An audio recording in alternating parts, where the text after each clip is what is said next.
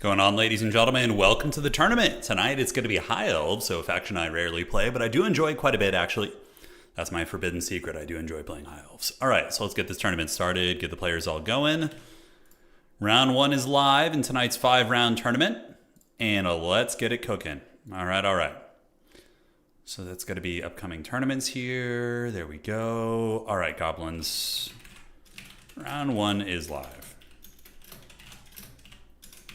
Good luck, have fun. All right, so round uno is live, and our first round opponent, don't know what they're going to be playing, but we're going to find out here in a second. So we will do this, Old Man T. Pretty good sized tournament tonight. I think we got like 30 or 40 people, so going to be a nice one. I think we have some sweaty lads signed up as well. Being pinged for something. Looks like no drama, which is good. Nobody's dropped yet. Yo. All right. So we're playing the Spider Monkey in our first round. I believe that's his name. And they will be banning the first map. You ban first. I'm High Elves. All right, guys, what's cooking? What's cracking? What's going on? Yeah, so High Elves, I have a loose idea of how to play. I've been watching some Charix games from previous streams to try and take some notes. Granted, his micro is pretty insane. He's got that dreaded zoomer micro where you can just kind of like micro every unit separately. I don't quite have that. Hey, Bob, thank you for being a member for 49 months. Turin playing High Elves, secret weeb confirmed. There you go. The cat's out of the bag. All right, so just waiting for my opponent to respond here, and then we should be good. Yep, there they are. Oh, Dwarves versus High Elves. Interesting. Okay. So we did see this matchup recently-ish. I remember seeing this matchup. Dude, Bob coming in with the deep cuts, man. All right. Can turn replicate the Quad Sisters of Avalorn build. I think so. Not against Dwarves, probably. No stress. And cool, so my opponent's going to be doing the map pick and bans, and we need to get our army blocker up. Who should we use for the army blocker today? I think we can go back to Wookiee today. The forbidden James Hetfield is coming. Here we go. All right, there he goes. Lillian Seaguard. No, I don't think this matchup's that cursed. I think High Elves can do fine here. Plus, it gives me an option to use some cool lords. I got some fun choices. We have a lot of good stuff, I think. Dwarf armor check. We'll see, Matt. We'll see. I don't know how experienced my opponent is, right? He could be a newer player too, so there's a lot of variables you have to consider. I don't really want to pick my army till I know what the map is going to be, so my opponent is looking at all the maps real quick, and then they're going to jump into the lobby. So I would say for them, I don't know, it depends on how my opponent wants to play. Each of the maps we have Borderlow Landing, Crystal Lake, which are both pretty open shooting gallery maps, and then Putrefying Carcass is more of like a grindy, very line of LOS heavy map. Obstructing LOS, I should say. Yeah. Should have a donut in his mouth, yes. The dreaded High Elf donut is here. Max Flame Cannons, that's pretty fun. Yeah. Flame Cannons are not bad. All right, so they're going to ban the that map. And then Crystal Lake, I think we're going to play Crystal Lake because that's one objective where they don't have a home one. Crystal Lake, it is. All right, so we're going to be playing on Crystal Lake, and my opponent should be on the way over. So let's switch the map. do this, and it looks like everybody's gotten in their games and whatnot, which is great. And here comes the spider. All right. Yeah, High Elf tourney, man. A little bit out of my wheelhouse, but it's all good. We're going to make it work. We're going to have some fun with it. Turin Chariot. Oh, I wish I could bring Alistar the White Lion. Just bring some like AP, Legendary Lord with AP on foot. That would be kind of cool, actually. Granted, I guess you could just do Tyrion. Tyrion's kind of similar in that boat. What's that song? Hey, hey, hey, here we go now. It's, They bury me when I'm gone. I Disappear. It's called I Disappear by Metallica. Yeah. It was used for the Mission Impossible soundtrack in 1999 or the year 2000. It's a really good song, actually. I like it. You know, a lot of 90s Metallica was very hit or miss for people, but I enjoyed some of it. Yeah. All right. What's it going to be? How are we going to play this? I think skirmishers. You probably need some skirmishers just to play the field. We could do some of the Forbidden Chariot play that we've been seeing lately, which has been kind of cool. My opponent could come in with cannons, so we got to worry about that a little bit. I think a Metal Caster is probably your best bet. Metal has been ubiquitously pretty good against dwarves. So yeah, we're gonna mess with some metal, lore of metal here. All right, so let's get this, get you there. Fear the Wookiee, man, aka James Hetfield. It's him. He's reincarnated here. I like the Black Album a lot by Metallica. It has some really, really good songs on it. I don't remember them all off the top of my head. Let me just actually take a peek real quick. Now you got me curious about it. Black Album, Metallica. Yeah, I know Enter Sandman's on there for sure. Yeah, a Wolf and Man. That's our dog's theme song. She's the wolf. All right, so we got 3 of those. Lord choices here. We are floating the idea of using Tyrion. Tyrion's actually pretty cool on horseback. Armor-piercing fighter, really, really tough to take down. And yeah, the Sunfang isn't going to be terrible against like Slayers and things like that, so... Okay. So now, how do we deal with the dreaded dwarves? Tempted to try some of these guys. Kind of an interesting idea. Yeah, you know what? Let's get a little bit crunk. Let's try some weird shit. We're playing, I would say, a very off-meta build right now. Very, very off-meta, but that's okay. It's all part of the fun. So we got 1,700 left here. And you're going to want probably Eagles to chase around Gyrocopters. It's the same thing Warriors of Chaos do. If they go Gyro heavy, you just go like a couple Eagles and you chase those bad boys down. You're always going to want to max out a Narnia Alliance. Those things are really, really nice. Lion Chariots of Krace could be kind of cool. The Wookiee blocking, yes. Wookiee's coming for you. Watch out. All right, so we're going to get this. And then for our next Disappearing Act, we'll get you. This is a very weird build, by the way. It could be a complete disaster. But I think it's got some teeth. 2, 3, 4. All right. So they're going to be our core infantry choice. What else do we want to mix in here? Baseline archers probably aren't even terrible either. Just like a cheapo archer unit just to kind of poke. Probably going to get shelled by like cannons and things like that, but whatever. It's all good.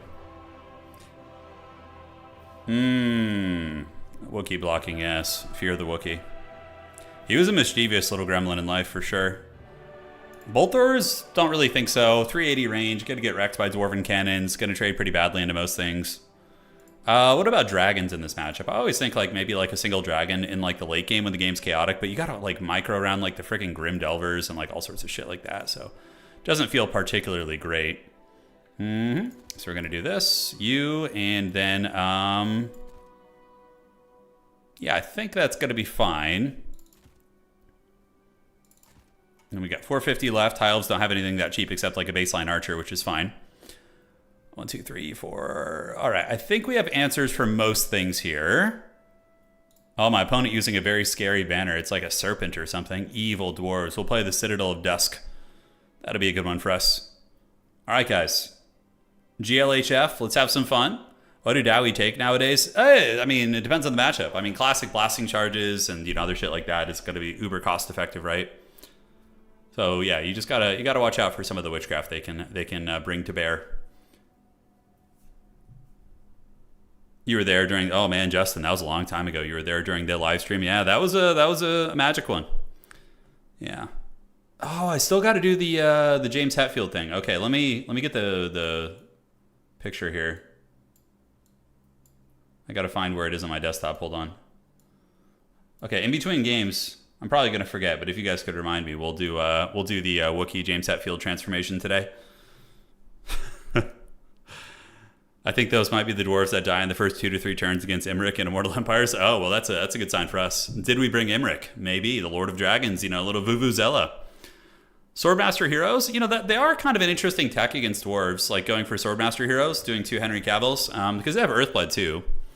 So the Earthblood is very, very strong, obviously. And, you know, they can fight dwarf characters. Is that not the Spine of Sotek banner? I think it is. Your eyes do not deceive you. Okay, so where are we at? My opponent's ready. GLHF. I don't feel super confident with this build, but, you know, I don't really know this matchup too well. We're going to raw dog it and figure it out here. All right. Here we go. It's going to be Crystal Lake, which is good for mobility. You have a lot of opportunities to jump between objectives, do that kind of thing. You think it's going to be Eltharion the Grim, do you? Ooh, maybe a all right guess from Legamus. We'll have to see. Getting into round uno right now, guys. Crystal Lake is on, and the High Elves are here. I don't think there's any other admin drama. Looks like we're all good. Everybody's getting their games in, and let's see what my opponent's doing. Is he going to be going for an artillery build? Artillery builds are good against Elves. You do sometimes risk losing out on objectives, which is tricksy hobbitses, but we went with Tyrion, the prince, or the king, or whatever the hell he is. I don't know High Elf lore super well, but I think he's some sort of a royal figure, right? All right, so we're going to get you, and then we're going to get some archers to come in here, just to move up. You guys here, and then we got Shadow Warriors, which are really fun. Now, Shadow Warriors against dwarves, they can shoot Slayers, and they also can be Plague of Rust synergied. That's kind of the loose idea here. Yeah, no Vuvuzela. I like Tyrion. He can hunt down most of the dwarven characters, and then he's like really difficult to kill with the Heart of Avalorn. His base leadership is 85, which is very, very good. So, is it difficult to for dwarves to fight anything large without their artillery? No, they can use Slayers, they can use Thunders, they can use... You don't even... Yeah. Like, most dwarf builds don't even use artillery. It's not super common. In some matchups it is, but generally, you know. You guys like the Shadow Warriors. You believe in them. We're channeling our Charics, our inner Charics right now. We do have a Lion Chariot, too, hiding in the woods, which is going to be fun. All right. We're bringing cool builds today. We're going to explore the High Elves, see what they're capable of here. Okay, so these guys are going to move up here. Shadow Warriors probably take Fire at Will off on you guys. Plague of Rust combos will be nice. Overcasted Plague of Rust is what? I think it's like 8 wins magic, and we have like, enough for a lot of those. We do have the item which gives us reserves, so every time we use this, we're going to be getting another, basically an overcasted Plague of Rust, which is nice. Larry and Bird Magic. Oh, Larry will probably make an appearance depending on the matchup that we end up in. Okay, my opponent has 14 units, so a reasonably big army for the dwarves. Yes, yes. And we are ready to go. Now, Shadow Warriors should be able to claim the middle objectives, and if we can get a triple cap on them right away and, you know, hold the ground, that's going to be very good. Here we go, here we go. We're going to get the Lion Chariot moving up to there, and this archer is going to head here. So let's see what the army looks like. It's going to be cannons, so a little bit of cannon pressure. That's why I really, really like these guys, because they're going to be able to basically, yeah, I think we just get you over here out of line of sight of the cannon. They're going to be able to not get shot by artillery, which, again, is very, very good. We'll get the Lion Chariots over here. We're going to leave this objective alone, let the dwarves think it's safe. Cannon fire hurts pretty bad. Tyrion's going to get in there and start fighting those guys, and we'll get the Plague of Rust caster over there. And cool. So Shadow Warriors can creep up, and we can put a little volley fire down. So we're going to go ahead and put Fire at Will on, and we're going to want to call some mobility over right now. So we're going to call over probably a Reaver out of the Vanguard here, just to do this. Great. So Tyrion's going to get in combat, and even if he gets shot a little bit, it's not the end of the world.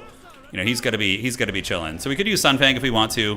Tyrion does get blasted a little bit, hurts, but we do manage to get a triple cap there. So that is exactly what we're looking for. So now we just gotta be a bit of a gremlin, you know, make it hard for my opponent to do their thing. So let's move forward. Tyrion's gonna come over here and fight this Dwarf Warrior unit. We're gonna get our Plague of Rust caster down there. Archer set up, and we can call in one more basic archer, I think. I like that idea, just having them kind of sitting and shooting there. All right, so take Fire at Will off. We're going to get you around the outside, and the artillery is certainly going to be hurting. We need to be juking here, and I'm just waiting for the Plague of Rust targets. Okay, so archers can start shooting at these guys. We're going to get the Shadow Warriors to take out those blasting charges, I think is fine, although the Slayers are a little bit more of a juicy target, so we're going to try and go after the Slayers there. So try and mow them down ever so slightly. The cannon is shooting those guys. You guys move up, contest this. Tyrion is going to continue chewing through these guys, which is going to be fine. And then we can call the Lion Chariots out from the sides. All right, so that Slayer unit is getting it pretty good. We do have our Cav unit waiting on the wings. And now what we want to do is probably call a couple Narnia lines over to the middle and see if we can catch them slipping here. So these are going to be Dwarf Warriors. Okay. Shadow Warriors are pulling back a little bit, but we're going to go ahead and do this. Do an Overcasted Plague Rust on you. And we're going to continue blasting those guys and trying to get the value where we can. So Sunfang is going to go right down the middle. We do get the Plague of Rust on them. Let's send you around the outside. And now you can see they're going to melt pretty quickly to the archers, which is going to be great. All right, so Tyrion with the Sunfang. Chariot's coming in here. And we do have the Lion. Chariot's going to come in there as well. So Lion-O's going to be back, and he's going to be pissed. And in the meantime, let's go get on these Thunders right here, though we do have 2 bows. So not going to go super well for us, I don't think. All right, so the Lion Chariot's doing great work. We're going to call in another Lion-O right now. So they're going to come. And look at the Shadow Warrior melting that freaking gun unit, right? Like, that's pretty MLG, man. All right, so Tyrion hanging in there like a champ. We are able to probably secure this objective. And we're going to go ahead and do this a little bit closer. Get a Searing Doom on you. And then we're going to use the stave. All right, so there it goes. That's going to give us the goodies. And you guys do this. And Tyrion able to bully that objective. All right, so Shadow Warriors are pimping. I need to be better about ammunition conservation. So let's retreat you guys back. Keep those archers shooting, and the Lion Chariots are blocking the cannons a little bit, right, which is great. So let's get you around the side, and we're going to hide you behind the pillar right here. So we just need to be a gremlin, wait for my opponent to push up on that objective, and then we cook. So I'm just going to go send these guys to their Vanguard exploration here.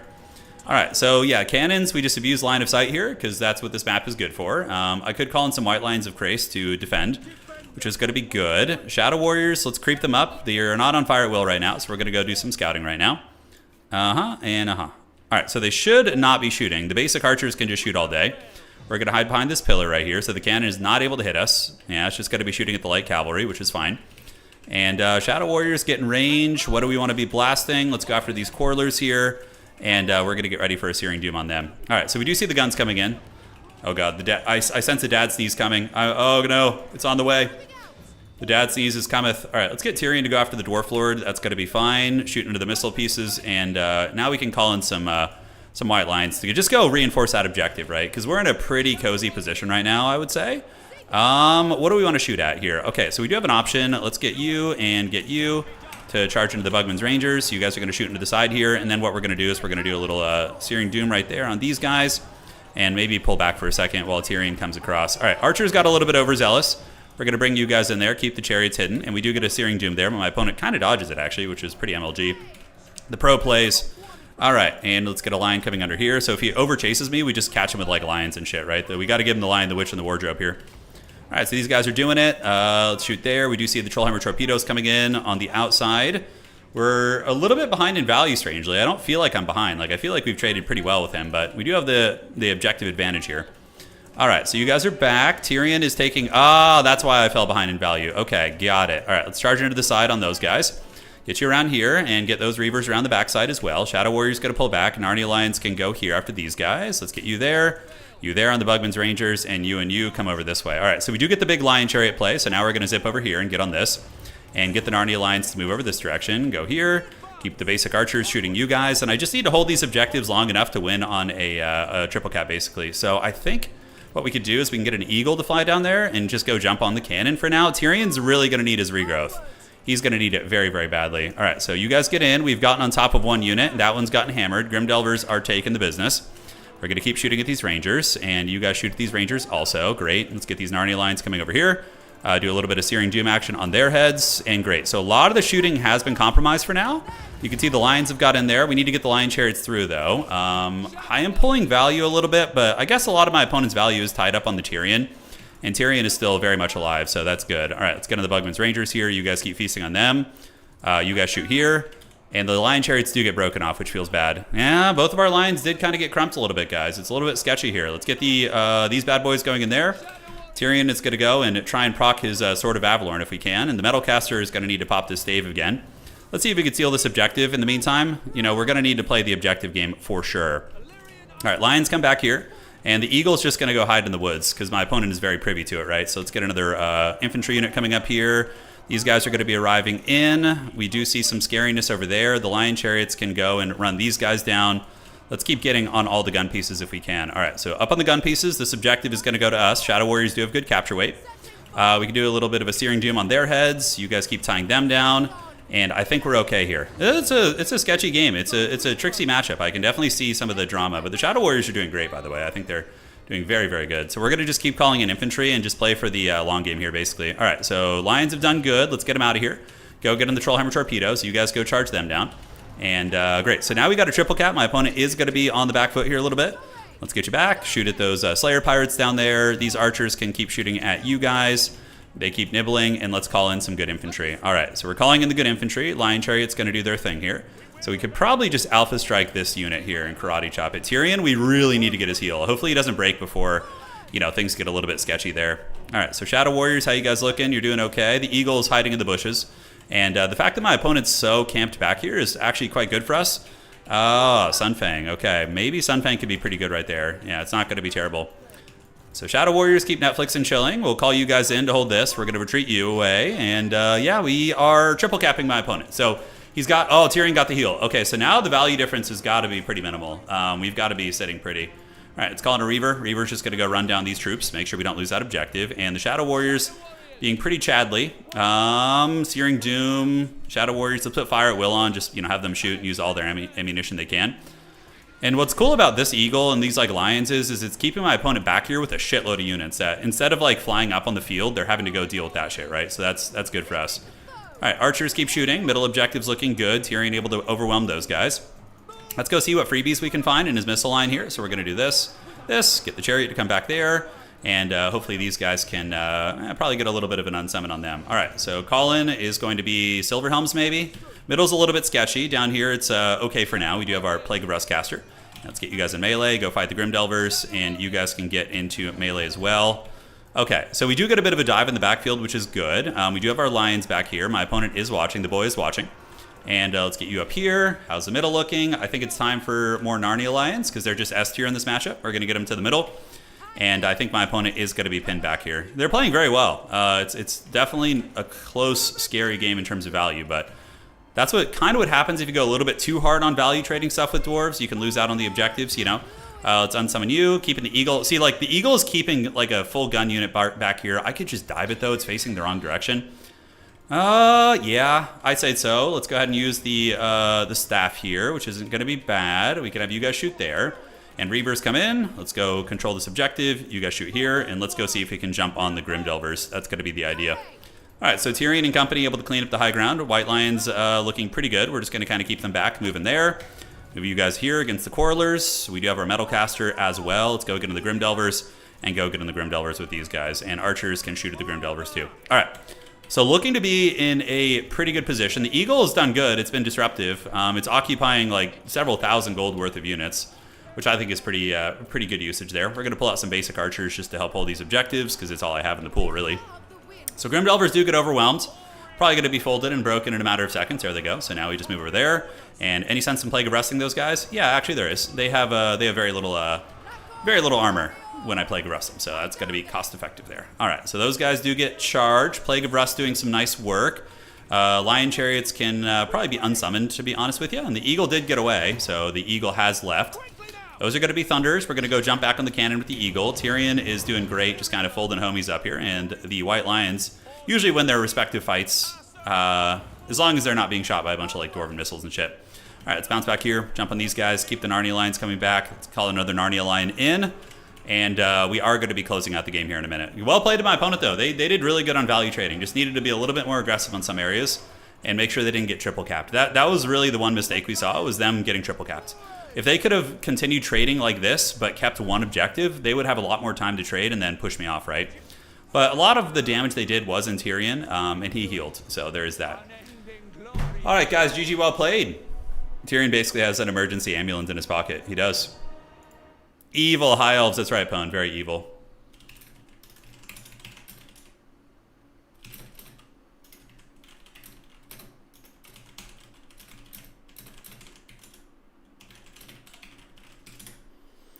Okay, so talking to my opponent here, let's see what we got. We do have Tyrion not getting a ton of value, but being a good damage sponge. And look at the Shadow Walkers, right? Pretty good, because they avoid cannons, they give you early objective pressure, they can snipe Slayers. With Plague of Rust, they can pick off enemy missile units. I actually really like the Shadow Warriors. I think that style is very fun, like the Plague of Rust Shadow Warrior style. Yeah, nothing got like crazy value for me. My opponent's artillery probably farmed, yeah. 1700 here, 1400 on the artillery. Looking at the rest of these units, we do have, yeah, nothing nuts. It's really the artillery that was punishing me. I didn't have like any, if dwarves really want to defend their arty, it's hard to shut it down as high elves. You can, but typically I think just playing the objectives is better. Yes. All right, guys. So let's see how the tournament's looking. My opponent saying, he's like, I forgot that Shadow Warriors were an actual unit. He's like, I forgot they were in the game and they surprised them, he said. That's really funny. Yeah, Shadow Warriors are very underrated. All right, so we're going to do this. 1 and 0. So, hey, off to a good start today. High Elves versus Dwarves. Yes, there we go. The old strat was a sneaky Eagle caster. Yeah, it's an option. It's a little sketchy, though, because if you slip up or they find you, then it's going to be bad news bears. So taking a look at the tournament we got going tonight, we do have Apostate Prostate defeating Beaver. I defeated Spider. Maximilianaire defeated Ezer. Maverick defeated Snickerdoodle. So that's our beloved Nurgle champion. He has fallen in round 1, but he'll be back. Sag was able to defeat Darren. Anticity defeating Shaxcraft. Blake defeating Mr. Hill. Dark Age Rush against Torreson. And then we have Blood Penguin and a couple other people playing down here. So we got some very good players playing tonight. Some top leaderboard players. So it's going to be fun. It's going to be fun. Shadow Warriors are the coolest unit on the roster, right? I mean, what's cooler than the Shadow Warrior? If we take a look at the High Elves here. I mean, come on. Look at these guys. They're just like these stealth ranger archers that just super cool lore. Badass fighters in melee and at range if they have to. Super fun. The 420 Blazed Elves, yes, of course. Blood Penguin and Kitty are duking it out. Yeah, I wonder what Blood Penguin's playing tonight. He's probably on Bretonia. I can actually read off what... Doombolt's a little bit OP right now. Yeah, it's a little bit broken, so it has been restricted. Okay. So let me see what people have declared tonight. All right, so I'm going to just read off factions for you guys. We have Vampire Counts, Dwarves, Vampire Coast, Dwarves, Lizardmen, Empire, Skaven, Lizardmen, High Elves, Bretonia. Not that many, yeah, pretty limited range of factions here. Let's see what else is being played here. Yeah, Nurgle, Dark Elves, Khorne. Oh, Anticity's playing High Elves too, that's really funny. Demons of Chaos, Vampire Counts, and another High Elf player. Whoa, tonight is the night of the Elves, man. There are so many. Dark Age is playing Cathay, but I don't know if he actually checked in. And we have another High Elf player. I think there's only one Chaos faction, like in the whole tournament. I see a Warriors of Chaos player and a no. There's Warriors of Chaos and Nurgle. Okay, tonight is the night of the Elves, man. For all of you, all 5 of you Elf enjoyers hanging out, you're going to be great. Yeah, Lore Masters are very fun. I mean, they have really good magic, right? Like a Lore Master, if you just go Spirit Leech and Earthblood, I mean, that is an amazing kit. You can cut these abilities, and you can cut these, and you can get a Lore Master for 945 that has very good magic. I think Lore Masters are underrated. I do. How tanky are they, though? So they have 945 cost. The question is, could like a Lore Master of Hoeth defeat a like a White King, for example, on the Vampire Counts? He does have Martial Mastery, so his melee defense is going to be up over 50, and his melee attack is going to be up over 60. That's pretty damn good. I mean, that's a really good stat line, but the HP is a little bit low. There are dozens of us, that's right. Fear us. I don't know if we have any Wood Elf signed up tonight. I don't know if I saw any. I do not think so. Okay, 2 games left to finish. Everybody's getting their wins in there. Only 3,500 HP kills, and White Kings eat them for lunch. Yeah, probably. Because White Kings also have like corpse guards nearby and like crypt horrors and shit. It's gonna be tricksy hobbits for them. Yeah, the HP difference is pretty big, right? So they have 3,600. Why is their HP? I guess Elves are known for having low HP. That's like quite literally their whole thing. And then if we look at a White King on the Vampire Counts, where the hell is Count Chocula here? He's down here. Okay. White Kings have 4,800, so 1,200 more HP. Granted, White Kings do lack AP, comparatively speaking. They have lower stats, too. That's actually an interesting test. Can we actually test that real quick? Let's see. Yeah, so if I'm the Vampire Counts, we're gonna get a White King, and we're just gonna do like raw dog it like as he would actually be brought. And then the High Elf player, Yeah. Well, we'll test that another time. The Swordmasters, I mean, White Kings are really difficult to kill, and oftentimes you just ignore them and suffer. I mean, I think like big monsters that the High Elves have can definitely bully White Kings. If you want to get like Phoenixes or Dragons, that's usually probably your best route for taking those guys down. Sisters of Avalorn are actually cool. If I can find an excuse to use them tonight, I think I will. Yeah, I think I will. Okay, refresh the brackets. See how we're looking here. One game, so we got Blood Penguin versus Kitty. Just let me know when that one's done, and we will go from there. All right. Yo, let me know when done. Checking with the homies right now. Okay, so let's see what he says. Low HP is countered by martial prowess. Yeah, it's not even martial prowess. They actually have martial mastery, so they're even stronger. They have the elite version. Hit points greater than 25%. I mean, that stat line is pretty jacked. Maybe with like a Spirit Leech, you know, if you just have like 2 of these guys against Vampire counts with freaking Spirit Leech bam, wearing down those targets. But the Vampire healing is so cost effective. You know, the Corpse Guard plus the Inbos and stuff. Yeah, it'll be good though. It will be good. So I don't know if anybody else is streaming this tournament tonight. I think Anticity streams early in the day, and then he just lurks. He lurks in these tournaments to get his practice games in. Sisters of Avalorn seems like they'd be pretty good against Vampire counts. You'd think so, Yeetus the Parakeetus, but it is not necessarily the case because the Vampire counts can target them very effectively with either zombie summons or Fellbat diving. Now, you can counterplay that by going Eltharion and having like Tempest and a lot of stuff to punish flying. But yeah, I don't know. You could make them work, but it's going to be tricky. Between the Scab Scraths hitting them, you're lurking. Yeah, you're not streaming tonight, eh? Yeah, got it. Yeah, I think Scab Scraths hitting Sisters is too cost effective, and it's going to be tricky. But yeah, I think Shadow Warriors and Mobile Archers might be even better against Vampire counts. Like, I'd probably want to use like Shadow Warriors. Even Shadow Walkers could be really fun to experiment with. Sisters, I'm trying to think of the matchups I like them in. Yeah, there's probably a couple here I would mix them in. Probably against factions that don't have great artillery. Like against Bretonnia, for example. I feel like having one could be pretty nice. Just to pound the heavy cavalry. Granted, they do have those flying lords, but, you also have big, scary flying fighters, too. Okay. Yep, they're still in game. All right, so we got one to go. Jump Scare. Blood Penguin and Real Kitty are playing. Must be really sweaty. And, yeah, rounds are coming in, so you can see all the individuals who won in the first round here. So I'm going to be playing one of these fine folks. We got Hobo Honkers in here looking extra terrifying. Yeah, Nurgle Marauders they're over 9,000 HP. A Nurgle Marauder, I think, is like closer to 10, isn't it? Yeah, it's 10,200 HP. Whereas if you look at a Marauder on Khorne, for example, they have 9.3. So Nurgle stuff just has more HP in general. High Elves are fine. I mean, I always feel like they've been fine. They're a bit of an acquired... They're a faction that I think is hard to pick up and just dominate with. It's not like Unga Bunga, like most of the Chaos factions, like Slaanesh and Khorne. And like I could probably pick up Khorne and play in like 5 tournaments, and I would probably go 4-1 in most of those, and probably have a good chance to top 4, even though I don't play that faction, just because Khorne is so simplistic and has really strong elements. Whereas and Slaanesh is the same way. Slaanesh is super easy to play. Whereas High Elves, in my opinion, are like a very, very finesse faction that you need to practice a lot against, and then to win at the highest levels. I mean, obviously an SFT is one thing, but to win at the highest levels. Yeah. The Talons of Torquelada, Joe. Yeah, they're good. Talons of Torquelada and Sisters with the reload speed thing is a very, very fun combo. I like that one a lot. Talons of Torquelada, yes. That is the unit. Yeah, the regular ROR archers. Yeah, there's some cool combos. Like, you can shoot things with the Talons of Torquelada, make them weak to fire, and have like a Burning Head caster, with a Burning Head coming in. All that good stuff. Are there any good matchups we might see Teclis in? Oh yeah, Teclis, absolutely. Teclis is good. He's got really good spells, a couple at least, and good utility. You just go Teclis. Usually you can put him on his bird if you want to get real crazy. But yeah, Sword of Teclis is amazing.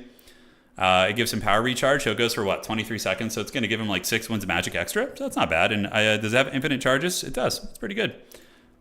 Like Flock of Doom and Net Teclis is really good. You can go Net plus Regrowth if you want to just be like a control character. He's got a ton of lore passives to choose from. Usually you would probably keep Kindle Flame depending on what you're trying to do. But Potion of Koroi, bound to you can get him really cheap and really cost effective.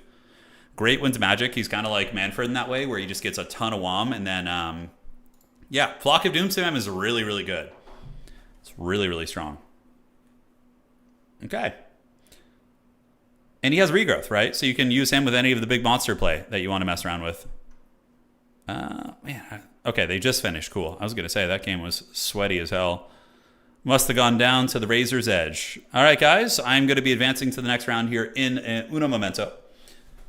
And we will get this round going. Hopefully find a way to use all the different high elf lords tonight. Advancing the Swiss now. Let's see who's going to wreck us in round 2. Who is going to give us trouble? All right, so we got Dark Age Rush. Hey, maybe it's Cathay, maybe it's not. We'll see. Is it going to be Cathay? Is it going to be the big Cathay? I hope so. It'd be fun. I don't know about this matchup. I feel like Crowman can give you some drama for sure. Round 2 is live. Good luck, have fun, everybody. And we're going to get in with Dark Age Rush and learn this matchup. We're learning tonight, guys. We are on that learning grind. Do this. Dark Age Rush is there. Okay, got a lobby over there. Is he High Elves also? Oh my god, is it a High Elf? Why do we... No way we get a... Well, I guess with this tournament. This might be a High Elf mirror match, guys. This very well could be one. Oh, please don't be a mirror match. Why do the gods curse us like this? You know, maybe it's because people see us playing High Elves for a stream and they wanna try it too. They get like the fervor. They feel the community stuff. Okay, aces. Oh, he's Grand Cathay. Thank goodness. He says all right, he's going to look at the maps right now. All right, so we got Norscan Rise, Eastern Isle Colony, and Glades of the Everqueen. Pretty simple maps. No, it's not a High Elf mirror match. It's a Grand Cathay, guys. We're fine. We're fine. Don't know what to do here. We'll see. I have some loose ideas about how I'd like to play this. Watching this at 4 a.m. Hell yeah, Ricky. Ricky knows how to live over there. The dreaded 4 a.m. streams.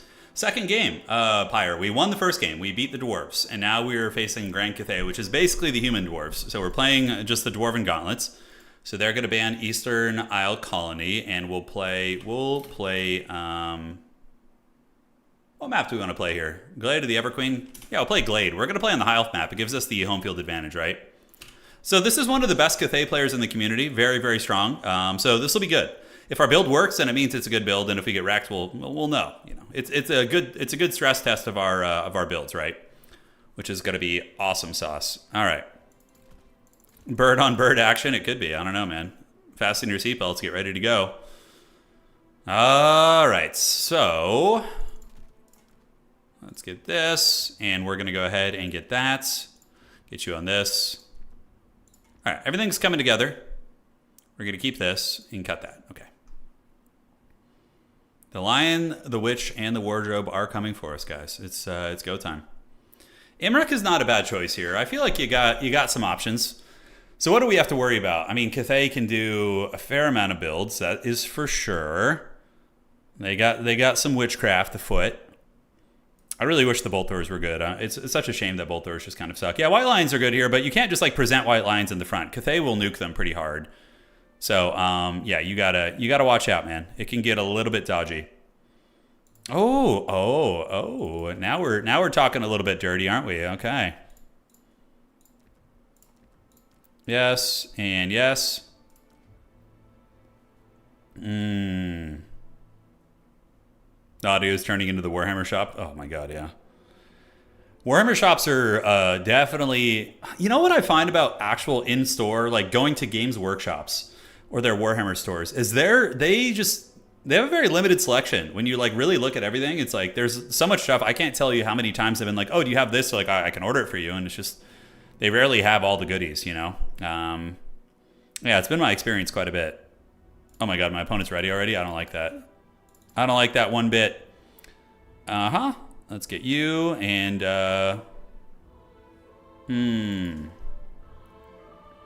Lord of the Dragons. Imric's chasing his dragon. It's his Moby Dick. He's going to be on the hunt there. Okay, so we got to watch out for the Crowmen. Crowmen are going to be a menace, of course.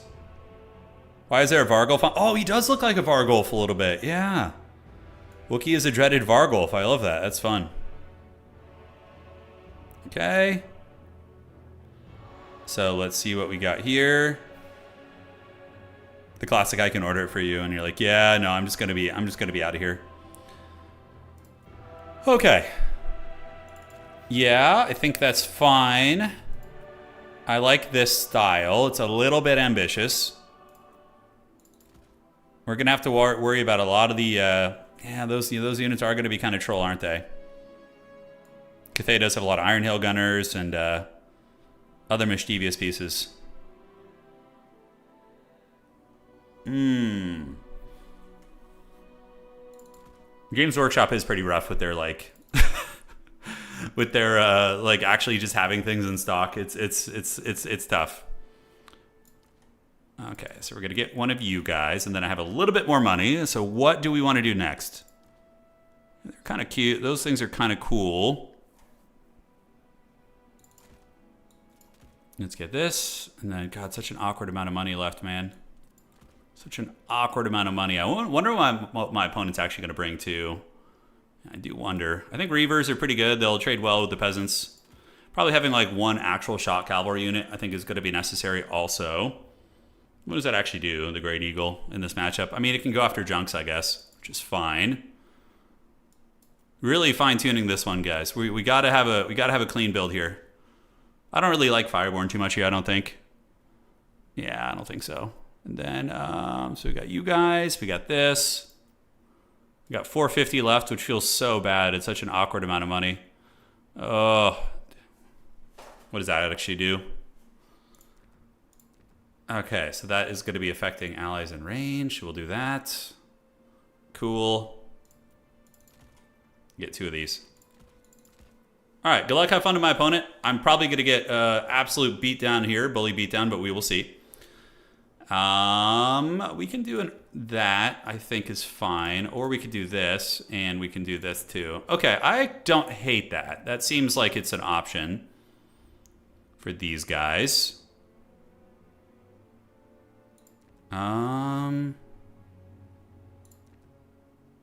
Yeah. GLHF, guys. Let's see if this works. Let's see if this works. Oh, yeah. So you guys are talking about playing tabletop. It's really difficult to find. Like, Games Workshop stores are one of the worst places to play, honestly. Like, you show up to play in the morning, okay? And then usually the store manager is going to need to go on a break at some point, which is totally understandable. But Games Workshop store managers are on their own. So you get kicked out of the store for like an hour and a half, right? Or an hour or whatever. You have to leave your stuff there. And then you come back and then they close like 2 hours after that, you know? Like it's just not like an efficient play space. So we are on our kick of bringing these bad boys. I do have some of these, which is fun. Check it out. So we have the dreaded Lore Masters of Hoeth, guys. How excited are you? You guys did this to me. Just remember, if I lose, I can blame it on chat now, which is great.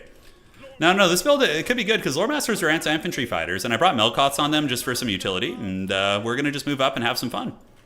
Eltharian's got Tempest, as well as Apotheosis, and yeah, we got good units aside from that, so that is going to be nice. So 3 and 4, so we're going to send you here. Take Fire at Will off, Fire at Will off. Obviously, Crowmen are going to be a problem. But, yeah, we'll see. I brought some sisters, too. The Everqueen's Court Guard, just to, like, sit and pop out of the bushes later on. Could be fun. All right, so we're going to go here. We're going to go here. Eltharian, Lore Masters of Hoeth, going to go there. You're going to come over there. And let's see what they got. So it's going to be High Elf Carl Franz and a Heaven's Caster. So Uran and Thunderbolt and a Moonflare. So I can definitely win the little duels with the Lord because I have Tempest, right? So that is going to be pretty big for us. So my opponent knows I have Shadow Walkers now. They know it. Let the boy watch. And what do we want to call out in terms of Cav? Probably Narnia Lions are going to be our best bet because they can fight the Jade Lancers pretty effectively. So we're going to do that. All right, so these are just Peasant Horsemen, so we're going to unleash on them. And Eltharian is going to be nearby as well, so we'll put fire on now. And if they come for me, Eltharian's going to be able to punish, for sure. So we're going to do this. And Eltharian's going to land on them. We're going to just keep shooting you guys. Do this. And call it a Reaver here in a moment, most likely. All right, let's get our charge order off. We've got our Lore Masters coming in, and we can do a little Melkoths on these guys if we want to, and let's pull you guys under there. The Shadow Warrior is basically taking no damage whatsoever, so that was a very good fight for us. So we're going to go ahead and do a... who do we go after? The Astromancer? I think we go after the Enemy Lord. Okay, why can we not do that? Can we not do this right now? Okay, let's do that. Great, so dip back you go, and back you go. We're going to get our Lions coming over here. We're going to get you there. Cool, and then out of the woods here, we're going to start shooting at you guys. And awesome. So we get a Tempest. That early fight was very, very good for us, actually. Like, very, very strong, I would say. Jade Lancers do need to get taken down, though. One of our archer units is in some trouble. We're going to put fire on. Sisters of Avalorn are feasting and should be able to do their thing. And cool, the fight's going good. Let's pull you back, get away from this. And cool, let's go after the birds here. So we're going to shoot you guys, and we're going to keep retreating you. The Lions, the Witch, and the Wardrobe are going to come over here and jump on the Empress's Crowmen. And now we can start shooting at Homie here. And we can pop the Fang Sword of Eltharion to get them on lockdown. And let's get our Henry Cavils over to the objective there. That's going to be the idea. So, yeah, we need to come here, probably deal with that and protect our expensive archers. We're going to keep kiting back like so. And we do have another Melkoth, which we're going to use on these Peasant Horsemen to wear them down. And, yeah, the Sisters are getting hit, but Eltharion's going to come and hopefully be able to win that fight. And in the back, what do we call in next? I think just more Narnia Lions, honestly, are going to be fine. So back and back we go. You guys need to get in and push down these birds. Great. All right. So the Sisters of Avalorn have retreated. We're going to go ahead and attack the Jade Lancers here, shoot them out of the woods a little bit. And great, so the bird does its little bird dropping on us, which is fine. But his Astromancer is in a very, very sketchy position, actually. We might be able to kill this thing. So we're going to do this. We're going to do this. Get you guys moving up this way. Henry Cavill's going to go over there. And if we have a freaking Tempest, how much wins magic is that? 10? Yeah, so we're going to have it in a second. It's going to be a little bit longer. The archers here do chase these guys off, and Henry Cavils are up on the objective now, so they're going to be there fighting, which is going to be good. Although we should be careful, for sure. But that trading in the woods was very favorable for us. All right, so we're going to Tempest you. And do I have the way to kill it, actually, though? It's going to be the follow-up. You know, we're going to have to go in guard mode and do this. Get a couple of you guys going there. Yeah, we are getting good shots. Perfect, perfect. And the Shadow Warriors are basically back online now, which is good. So that wizard is getting hunted and taking quite a bit of a beating. We're going to go ahead and switch the Sisters back here. Now my opponent's calling in even more big fanciness. We're going to retreat you guys back. Let's get these guys going over here to fight that. And the Narnia Lions are just waiting in the wings at the moment. Very, very sneaky, sneaky. All right, so call-ins, the early trading goes very favorably for us. So we're going to do this. Get you guys up and get ready to go. Great, so the Everqueen's Court Guard are still going to be a menace. We're going to use them to shut down the Jade Warrior crossbows there. Keep a big man nearby. Henry Cavill's going to be moving into combat, and the Shadow Warriors can move up. And what do we want to be shooting at? Probably the Iron Hail Gunners is going to be the best bet, because they're going to be the biggest problem for us. So we're going to shoot the Iron Hail Gunners, bring you across, and yeah, we just need to call out more Narnia Lions for sure. All right, so Lions here, Lions here. We are getting good damage. You know, my opponent's army definitely did not love that trade. The archers are shooting in now, so let's retreat back if we can. Get another infantry in. We're going to need them there. So back and back, back and back. So we're going to do this and this. Shoot the Longmas. Get Eltharion the Grim to go after him. And my opponent probably going to chase down these things. But we do have some dudes we can call over there to help. We're going to charge into these. And I think that's going to be enough to actually fend them off. So we're going to pull you guys back. See if my opponent really wants to go for it. They might. We do have a Tempest, though. And that's going to be a fan out there. Cool. Shadow Warriors are still blasting. Let's see if we can catch them slipping over here. So I should be able to kill the Astromancer here, right? I think so. So we're going to get you on the Astromancer, you on the Astromancer, and the Henry Cavils are fighting well. Let's get you around the backside, get you guys ready to go, and Lions and Lions. And now we're going to do an overcasted one. Do we have enough for an overcast? We don't. Okay. So we're going to get you and try and just shoot that thing out of the sky, which is going to be great. All right, so Lions, fight these. High Elf Carl Franz is going to do this. And on the backside here, what are those going to be? Those are going to be Jade Lancers, which we can get Rahagra's Pride. I think the Sisters of Avalorn have done enough baiting that they've done pretty well for us. My opponent's Harry Potter is very, very broken. Okay, so the enemy caster is dead, but the problem is I'm down on objectives, right? So there is that. We're going to just run to the back of the map with you, keep you nearby on those Jade Lancers. We're going to use the Rahagra's Pride to roar, deal with that. And okay, so this fight hasn't gone super well here. Yeah, the Shadow Warriors are a little bit tar-pitted, but it's okay. Enemy Harry Potter is down for the count. We're going to run to the back of the map there. And it looks like we do catch these Jade Lancers. We're probably going to break them. Let's get these Longmas. The Tempest has been super god tier, so we're going to do a bit of a rotate this way and get you guys forming ranks out here. The Henry Cavils are doing very good. They've actually broken through. Those are peasants, so we want to get onto the archers. We have time. We have a little bit of time to work with here, right? But we, so far, I would say, are winning most of the trading. Sisters of Avalorn, let's go ahead and unsummon them and get these Narnia Lions out there ready to go. Pulling back. And, yeah, you guys keep running to the back of the map. Let's move in there. Get you guys on these. And now we move in and go here. And go here. All right. And the archers, what do we want to be shooting at? Probably Iron Hail Gunners, to be honest. All right. So these guys are going to be coming around the outside, and we're going to get some Reavers as well. So Reavers and Reavers. Run you guys up through the middle here, and you guys get here. Although, yeah, with the big lord over there, we don't want any of that smoke, right? We don't want any of that. All right, so get onto the archers, and yeah, we got the big push coming. We're going to be threatening my opponent's home objective, and we're going to be getting you guys on the Jade Lancers there. Cool. Eltharion can come over there and help out a little bit. And the 2 lions were able to retreat over here, which is good. So now we just run them back out. Lions go pushing there. And how's Eltharion doing? Yeah, he's got some issues here, but we're going to get you in there, you in there. Eltharion the Grim's going to take down these guys, and we can call out a Jade Lancer here to help out. Okay, great. So this is an important moment.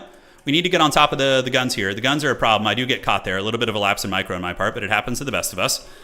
Saving up for Tempest, obviously. Let's go ahead and steal that capture point, and we do get on top of the gun line here. That's great. So the guns are going to be shut down for now, and it doesn't get too much better than that. All right, so that is great. Shadow Warriors are fighting valiantly. I do have some heals. Melkoths are probably going to be pretty good, depending on what we're trying to hit here. Okay, so the Henry Cavils can move in there, and let's get these Lionos to fight these Peasant Horsemen. And this fight, we need to take down these Jade Lancers, although I think those guys should be able to get the job done. So we've taken this objective with our 2 infantry, and now we're just going to bring out probably more infantry out of the woods. We have the double cap on them. The Henry Cavils are doing very good. I probably need to do a Tempest on you. So we're going to do an overcasted Tempest on Homeboy and try and like bully him down a little bit with Eltharion and company. I think that's going to be very good. And these archers, we can use them for capture weight, so we're going to move you guys over there. And we do get the big Tempest. We're going to use the Fang Sword of Eltharion as well and see if we can win this fight. And we are winning the fight. The Cathay Lord is getting hammered pretty good. And what are we calling next? I think just more infantry. He's really going to start struggling with infantry here. And we can see Chad High Elf Carl Franz, the coolest High Elf character, by the way, bar none, is doing good. All right, so yep, Shadow Warriors can fight those Lancers. That's fine. We can have you guys fight here as well. Let's pull you guys in to help. We can do a little bit of unsummoning on you.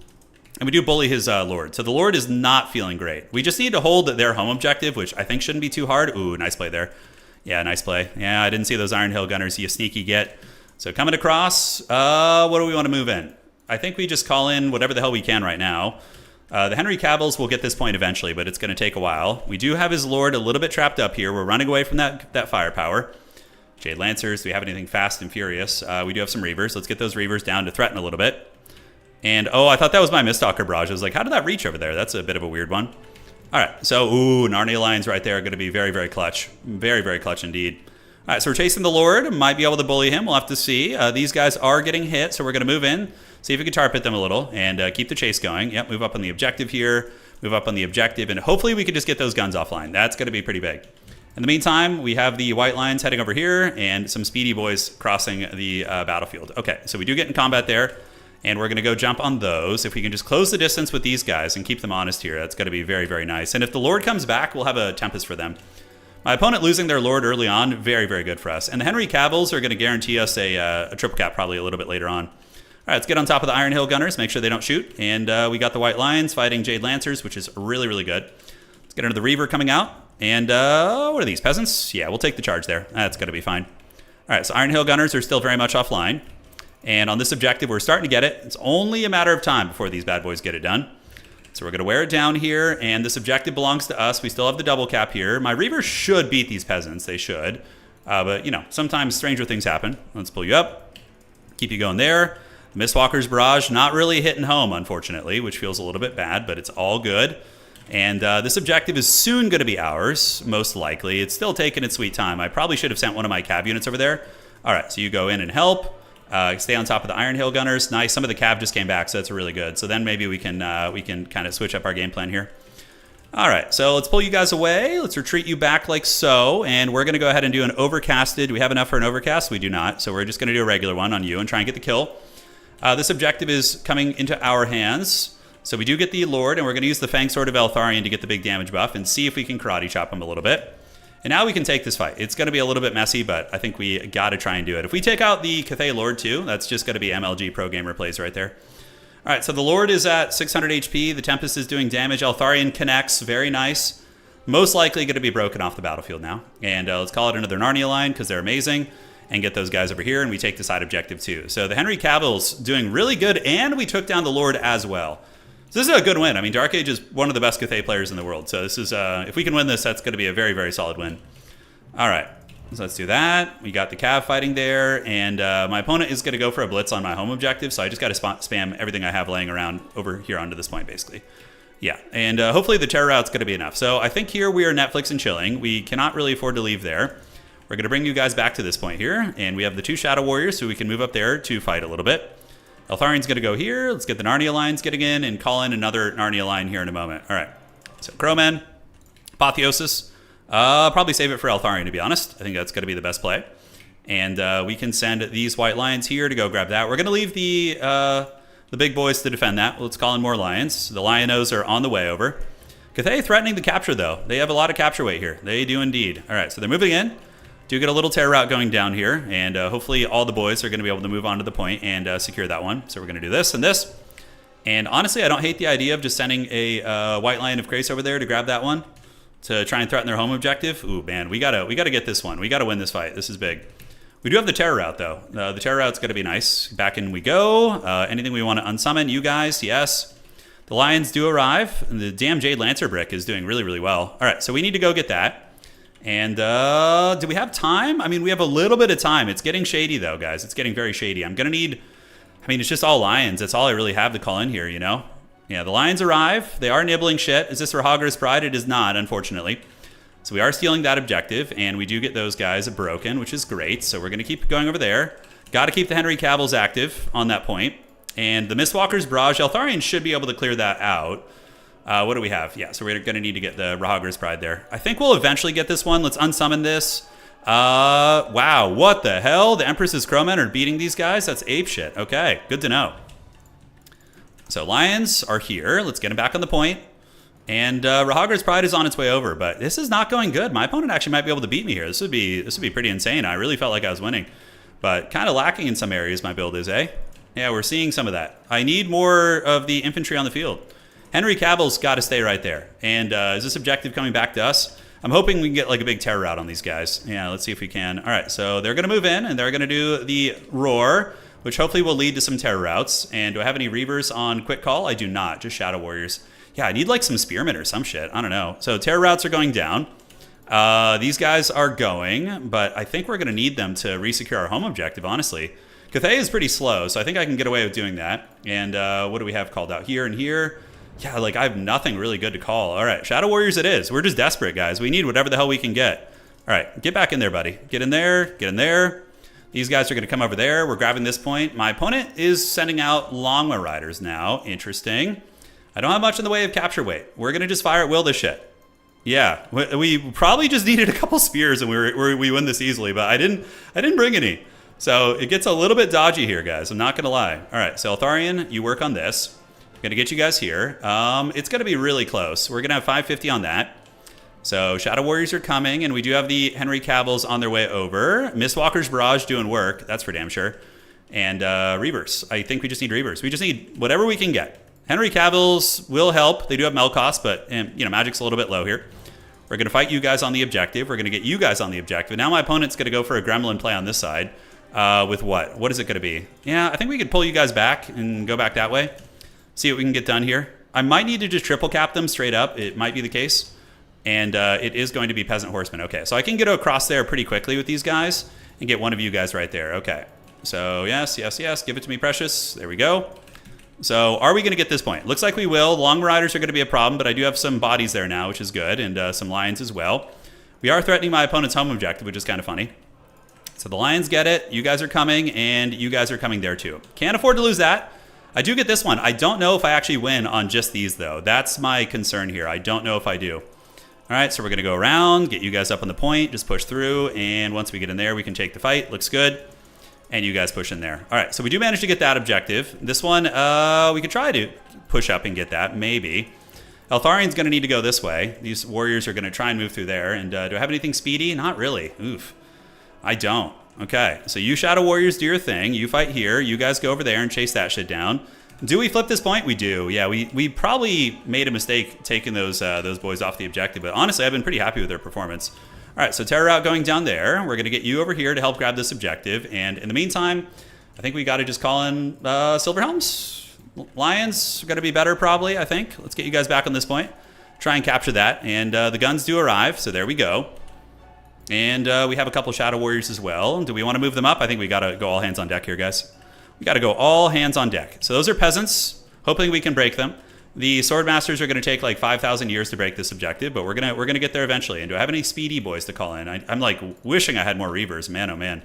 Well played. Yeah, really good comeback, honestly. I think I was pretty well ahead, and my opponent just played the objectives really well and was able to gremlin out a win. Very, very impressed with their play. That was very good.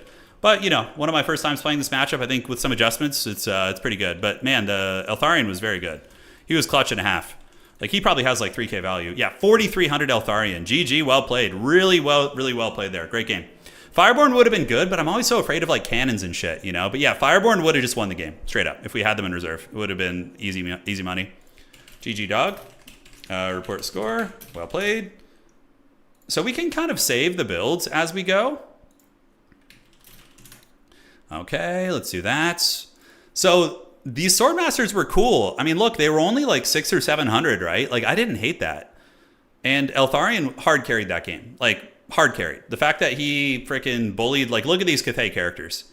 Look at that. But we just didn't have any freaking spears or infantry. We just needed something. Like, all we had was this. And, like, what are these basic archers even doing for us?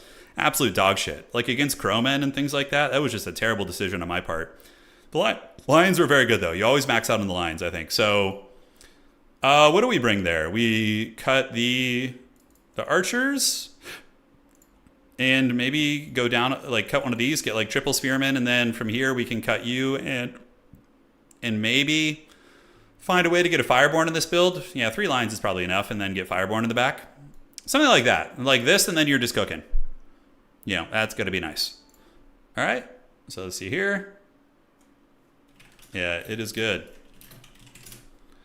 Okay, so Dark Age is going to report that. I thought we had that one in the bag. I really did, but then my reinforcements just let me down. I didn't have good reinforcements. Like, my post-game second wave was very, very weak. But hopefully you guys learned from my mistakes. Larry double Phoenix build. Ooh, that sounds fun. Yes. Yes, why not? Fireborn are typically a little bit dodgy against Cathay because of cannons, but I still think having him in reserve is probably good. Because all Cathay could really do in the late game was just spam out freaking, you know, Cav, right? That's pretty much it.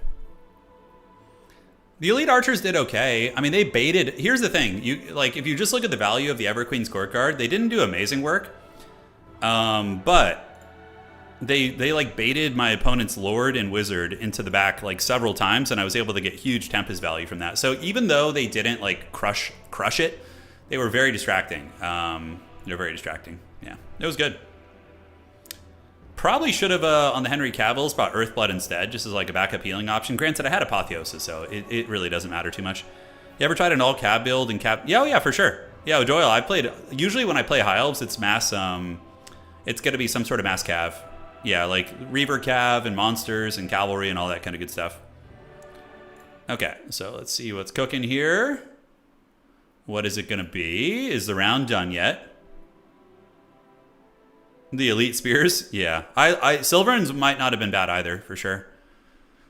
Okay, one game still to go. And we are going to be playing, seeing if we can win the rest of our games and go top 4. Dark Age needs to win, though. I'm rooting for you, Dark Age. I'm rooting for you. But, you know, I know Cathay's hard, and there's some killers here, so it's going to be tricky. Henry Cavill collab win. Yeah, that'd be funny. I'd play some tabletop with Henry if you wanted to, man. It'd be fun.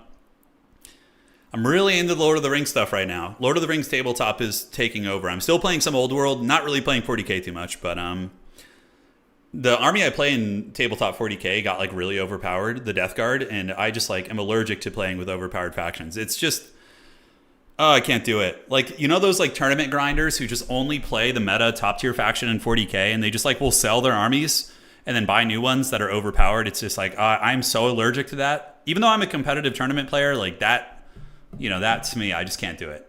So Death Guard are just kind of like hanging out until they get nerfed, and then I'll go back to playing probably. As long as Maverick isn't Khorne, you'll be all right. Yeah. One ring to rule them all, and in the darkness bind them. All right. I think we're good. Yep, every game is finished. GLHF, let's get round 3 going and see if we can get back in the win column. Yeah, Death Guard's really nasty. I played against my friend a couple times, and I was like, ooh, this is kind of foul. Round 3. Though he deserves it for playing double High Elf Dragon against me every single game we play, just about. All right. That's right, Professor Pone, the voice of Kuranir. Okay, so round 3 is here. Hopefully it's not a mirror match. I don't know why my opponent's name is giving me high elf energy, but we'll see.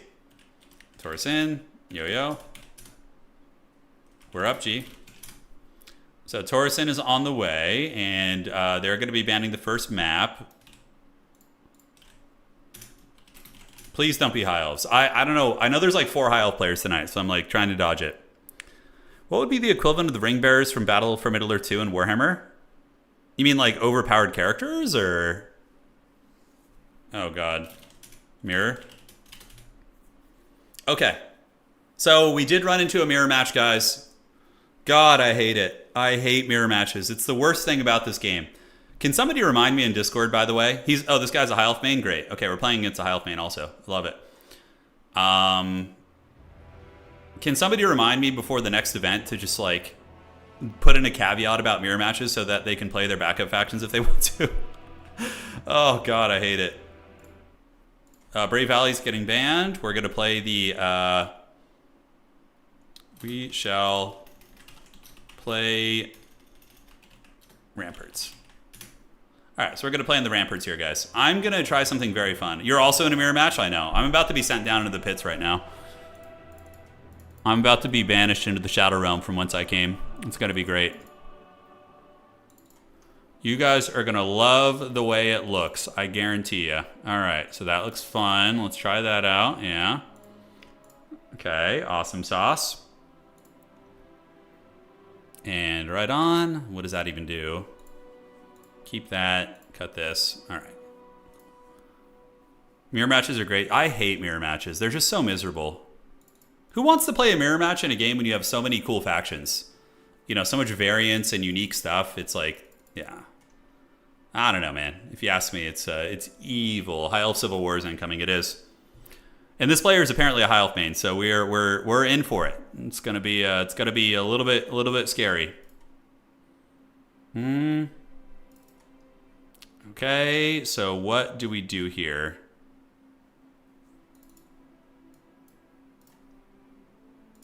Yes, and we can do that.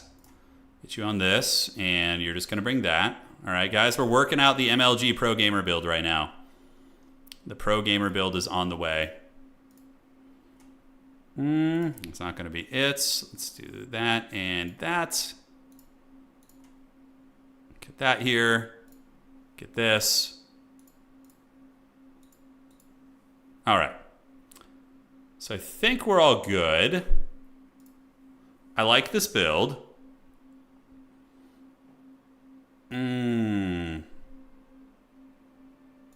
Okay, that looks okay to me. We're going to need a little bit of this action. 3 of those. Obviously, these guys are going to probably be very necessary here. And bolt throwers. Oh, what about the forbidden bolt thrower tech, guys? What am I looking at? It's a screen blocker. No, we're on a different map. We're going to be Ramparts.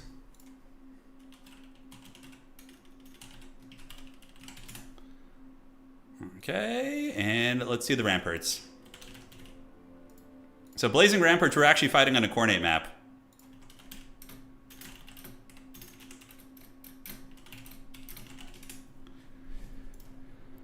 All right. Thinking of other sneaky we can mix in. What about Chariots? Oh, Chariots.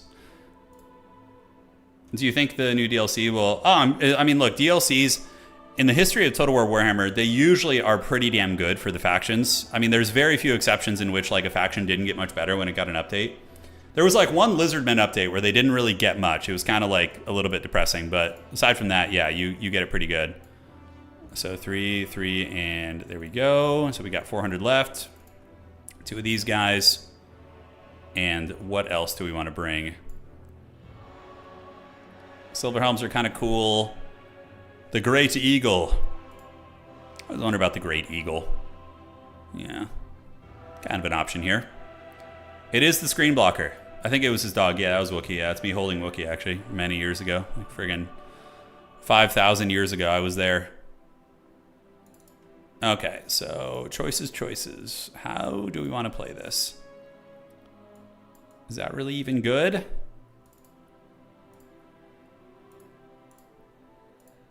call you out there. I think that's going to be adequate. Yeah, I like this build. I think it's got some teeth. Good luck, have fun. It's very, very interesting. Okay.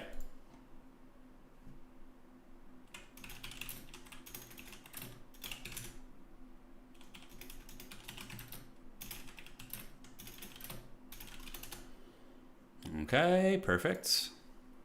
And let's see what my opponent's got. You know, this player's apparently a high elf main, but from land battle, they were saying. So they'll still understand the fundamentals well. Turns what? Hey, that was my doggy too. I actually rescued Wookiee when I was in college. Yeah. So we rescued him when I was in college in 2011, when I was in my final year of college, and he was a gremlin. Yeah, he immediately, you know, showed that he didn't like men as much. I mean, he would tolerate me, but he preferred my mom. And then when Anna came out, that was the apple of his eye. Yeah, he just loved me more. I was just a piece of trash to him. You got to play at least one dragon. No, you don't have to. You don't have to play dragons. This isn't tabletop, thankfully, so you don't have to play dragons with high elves. High elves in tabletop literally like cannot play without a dragon at a high level. You just can't. It's like they're so dependent on it. So we are going with a very, very solid line of spears, and we are doing an archer build. So we are utilizing a lot of fun stuff today, which is going to be great. We have the Sisters of Avalorn. This map's pretty good for it too. Talons of Torquelada. And then we have another Sister of Avalorn. So big archer build there.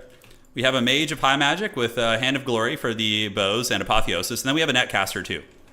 Oh shit, why didn't I just bring Tempest? I'm a bit of an idiot. I guess, yeah, well, I wanted to be able to net ground targets too. So there is that. I'm not that big of an idiot, but I'm close. All right. So let's do our Netcaster here, and our Skirmishers are going to go. And oh my god, I could just like deploy on the points. Okay, that's fun. Awesome, awesome, awesome. Our Hydras used in tabletop? Yeah, they are, Pun. Anna says if you guys hit 200 likes, she'll post a picture of me holding Wookiee. Oh, God. All right, guys, you heard the lady. Let's fire it up and see what my opponent's got, and see if this build works. It's a very ambitious build. It's wide, but Skirmishers galore. Okay, great. So we all have Skirmishers. Oh, I like them. My opponent deployed over there with some of those. We do have a dragon up here. It's going to be a big old Imric, a bunch of Lothern Seaguard, and we're going to try and contest at least one of these objectives.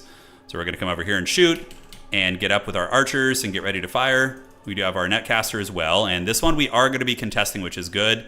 And on the outside here, I can call in a White Lion of Grace just to eventually grab this objective, right? That's going to be the idea. All right, so these guys are coming in. We're just going to kind of move back a little bit, and our army is going to slow push up. Thankfully, you know, when you're the one getting chased, you can usually get a bit of an advantage there. So we're going to do the reserves and do the book here to get the recharge. And my opponent is going to get the goodies. All right, so advancing up here. And now we can put these guys in control group 5 and just have them start wasting this unit, which is going to be good. We're going to go contest this one, and that's going to be one unit in the trash there. So my opponent's unit probably going to get hammered pretty good. And we're going to see if they want to move in with those guys. All right, so let's move you guys back and do this. Perfect. And our skirmisher is going to go play that game. All right, so yeah, we do get some good damage there. And these spearmen, what do they want to move up and shoot next? We are going to contest that point, getting a little bit of happy skirmishing going over here. As now we can put you on the edge of that objective, do this, and we do have the infantry coming over too. Great, so our archer line is going to be ready to go. We have you, and you, so we're going to come here, do a little bit of this, and we're going to do a net on this guy, if we can. We're going to see if we can catch him slipping. And are we going to get the net? Maybe so, maybe not. I don't know, we'll find out today on Dragon Ball Z. Yes, and give me that cab unit there, which is going to be fine. Let's get the spears to buffer, and we're not going to get it, so we're going to cancel that, and move you guys up, play the point. All right, so now the archers can shoot. Our positioning was very sloppy here, by the way. It was very sloppy. So we're going to go there and shoot these guys. We're going to move back our elite units. We're going to move the spearmen up, and up there. And you guys are going to get this point. And we do get the ambush on the outside. All right, great. So now we are out of range here, hopefully. We're going to go ahead and start shooting into the Illyrian Reavers back here with our blob of doom, which is very, very poorly positioned, mind you. You guys keep playing for the point. We do get some big volley fire back here. These guys are getting chased. And great, so the spearmen have moved in. You guys are going to get that point, and value trading is evenish. It's evenish for sure, but yeah, they're going to get headed off, and now we're going to form up again and get ready to start shooting. All right, so how's this objective looking here? It belongs to us. The White Lines of Crace are nearby, but we're going to retreat out of the woods now, and we do win the skirmishing exchange back here, I think. Yeah, we're going to win both of those fights probably. All right, so now we can move up ever so slightly. We're going to move into the you guys. I don't know what's going on with these. They're having a badish time. But we're going to start shooting those Lothern Sea Guard. The backfield pressure is good, so we're just going to bring our wizards to protect that shit. You guys are going to fight this, and now let's get the infantry moving out, and you guys can move back over there. All right, come back this way. Great. So we're going to get our DACA back online here, which is going to be fun. In the backfield, those guys have been routed. Now we can call in a little bit of infantry support to hold that down. And we're going to start wasting into those guys, and we can do the Hand of Glory onto the Sisters of Avalorn here to get the big DPS, which is going to be uber fun. So we get the Machine Guns of Doom. Great, and cool. So those guys are dealing with that shit. We're going to pull you in to charge these guys down. And maybe need to use some sort of a screen here. We'll see. All right, so this is a fun game so far. It's very different styles working against one another here, you know. We're going to move you guys back. Yeah, them getting in range and just wasting my sisters with like haggard archers feels very, very bad. So I need to find a way to work around that there. All right, so they've arrived to that objective. We're going to get our archer line back. We do get a big cav fight there, which is fine. And we can call in a speedy boy right here who's going to just run these guys down. And then that's going to get rid of the skirmishing corps. We can net you. So we're going to net down these reavers and hopefully be able to tarp at them here a little bit. Retreat. And let's get mage and mage in there. So we're going to use our items and our items. Okay. So the fighting is on. Let's get the Creations over there to do their thing. Objective situation's a little bit wild, but I think we're okay. We can actually call out a noble. The anti-large noble to go help that position. And our archer line is more or less stable. So that's good. So we are able to stabilize that, and now we're going to get a noble over there, and he's going to come help secure this, and we're going to move you up. Although that is Imric, so that was actually a mistake. I didn't realize that was our boy Imric there. Yeah, it feels bad, so sad. All right, it is what it is. So a bit of a mistake there, but not the end of the world. We're going to get our archer line back online here and start shooting. The white lines of Grace are doing good. The breath attack thankfully misses, so that's nice. So we're going to go this way, pull the noble back there, see what we can do. Start wasting these guys, so let's get the shots going through the heart, see if we can get them. Charge into the Rangers, and you Spearmen are going to move up that way. All right, so our line is reformed. These are going to be, Illyrian Reavers, so we'll get the Spear unit to go get them. And just keep popping what we can. We do get into combat with a lot of these guys. And yeah, now the pressure is kind of on here. Let's do Rangers have Vanguard deployment? They do, yeah, that's right. That change did take place. All right, so casters and casters. Do we have any items we want to use? We do not. So I'm just going to use a little Hand of Glory on the healthy. Oh, those are the Talons. Shit, wrong unit. Oh, well, They duped me. I was fooled for the last time. All right, so you guys move up, fight these, and the noble can, deal with that. But I think we just got to win this objective. My opponent does have the objective advantage. That is for sure. Our archers are all right. We have the noble coming out, and we do have some idle cav, which can come up and help. All right, so let's get you into melee there. Let's get you in the melee there. We're going to start shooting you guys. Get the mages in combat here. Get you guys moving here, and then you guys can come around the outside. So how's this fight looking? It's messy. It's messy for sure. We're going to run you guys away now. But we are getting good value trading here, and eventually I'm hoping my archer line will be able to push and, do some serious havoc.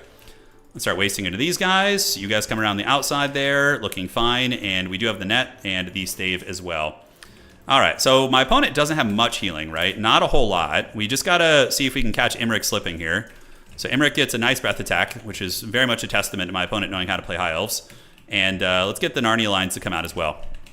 All right, so we're going to retreat these mages. Get into combat here, and these mages are getting worked on. Oh my god, okay, that's actually really bad. That could be a throw right there. So do this, keep shooting at these guys, and Narnia Lions need to move up and get into combat here, so we're going to shoot these. And I do have the Hand of Glory, so we're going to put it on the Sisters of Avalorn right here, try and tarp at them. The Lothern Sea Guard spam's kind of cool. Rangers have moved out. Is there any way we can get that outside objective again? We'll see. All right, so you guys move that way. All right, so he's being very careful with his Lord. We did lose our other caster, which feels really bad. We thankfully have a speedy boy. You can come out and get in front of these Reavers. We're going to retreat back a little bit. Narnia Lions can use the Mighty Roar. And I think the Illyrian Reavers are just out trading us. They're just doing a little bit better in the trades, which is Trixie Hobbitses. My other Harry Potter and the Noble is just getting wrecked. The Noble was a really stupid play. It was very dumb. It was very dumb. All right, so that trade goes good for us. We have our Mage of Light, which has come back. We are massively down in value. Imric has just been rampaging, so this is like where I need to, figure out what to do with High Elves, man, because in this mirror matchup, it's a whole different world, man. All right, so we're going to get you. We're going to net you down. We're going to do that, and then we're going to do a little bit of firepower, see what we can get done. Do we have any advantages on the other side? Not really. So my opponent is going to get netted there, and finally we're going to get some salvo fire. Imric probably won't take much in the way of damage. We get a Reaver here, move you guys in, and go intercept those guys, and go intercept those guys. All right. So we do get some big damage. We're going to go ahead and Apotheosis the Sisters. do this. That really didn't do that much damage, but it did claw back a little bit of value for us, which is nice. Yeah, we get him down, but obviously Imric isn't going to leave home without healing, right? That's going to be just the way of it. So let's retreat this mage. We have Hand of Glory. Where can we use it? I don't know. I guess we'll just try and pop Imric again. And yeah, we don't have Tempest. Should have really just brought Tempest, man. Like, not bringing Tempest was a foolish play. All right, so let's blast him. Let's get our mages back, and our noble is still just dying in a bunch of random spears. Lions, the Witch and the Wardrobe, keep fighting here. We're going to keep shooting Imric with a little bit of laser fire, and we do have some War Lions now, so the War Lions can get in there and go after these guys. In the meantime, keep shooting him, and do we have an Apotheosis to use on ourselves? I think we do. Cool, let's do it. Let's do it. Just keep trying to juke under. We have a net coming up, so we're going to net you down again. And the archers, we only have Talons of Torquelada now, so that's not going to be super useful. What are these? These are going to be Illyrian Reavers. See if we can win that fight, and the Narnia Lions are nibbling. All right, so we do get that net, which is cute. But we have just basically lost this game. Yeah, it did not do too much. And I think our build just sucked. It was ambitious, for sure. It was an experiment, but not enough.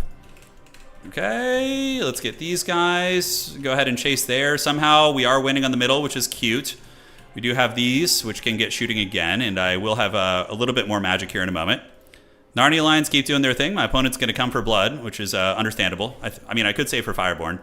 It's probably going to be one of my best bets. Talons of Torquelada are going to run, try and protect these guys. Let's get you down here. And do we actually have some play on an objective somewhere? I don't think so.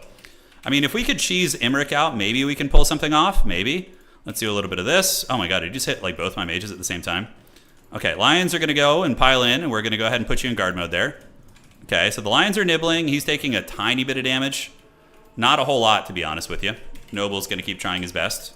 This is where the Noble would be useful, like right around here, you know? Oh god, what I would give for a Tempest right now, by the way. Jeez Louise. That would be so freaking good. Okay, so our mage did come back. We're going to go ahead and net you down. Charge in there and keep the Lions all up on their shit. We have, what, 1,300 left? Nothing really good for me to call out. We're charging in with our mages, guys. That's how freaking desperate and a half we are. Okay, we do have a Sister of Avalorn coming back. Yeah, the Sisters just felt like they got out-wrecked, out-traded by the Lothern Seaguard with shields. Because they all have silver shields and shit, so the Lothern Seaguard were just haggard as hell. Fireborn maybe can do a little something for us, but I think we're just cooked. Yeah, like Imric living and that build was really, really bad. It was terrible. Oh my god. Well, you know, we're going to go into the pits right now, but we do have a chance of maybe climbing back. Not for the top 4, but just for the sake of getting some good games in. Let's get Fireborn out there, charge those guys down. No, we don't have a chance. This game's over. It's 1,000% over. Fireborn could have come out a little bit earlier. I do have some healing for them on the other character. They're going to trade very well into all these units. Lothern Seaguard, though, are still just feasting like the heathen kings of old. We have a noble back here. He's going to try and grab this objective here. So Fireborn are going. What can I call out here? I do have Rahagri's Pride for the Narnia action. Spear unit, maybe. Nets up. Yeah, it's trading. It's killing some shit. We do have a little bit of play here. I guess we do have a noble. Maybe my opponent won't notice and I can grab that objective. We'll see. All right. So that's going to be a big heal on Imric, right? Yeah, it's going to be a big old heal. We had some even value trading early on, but later we just like started just fumbling everything. It was just so bad. All right, Spearman's going to come across. Fireborn are doing really good though. Man, I like every game I'm kind of realizing like, oh, I wish I had had the Fireborn earlier, you know? That would be so nice. Just kind of experimenting, seeing how they do before I leave the game. Okay. Yeah, Eltharion with Tempest would have been really good. He would have been able to bully Imric, probably. I think he would have done very nicely. Fearsome Roar, all right. So we get a little bit of a pushback there, which is fun. And my opponent's, yeah, just got the points. GG, well played. Well played, good game. He knows High Elves, I don't. That was a very good teachable lesson. GG, dog. Okay.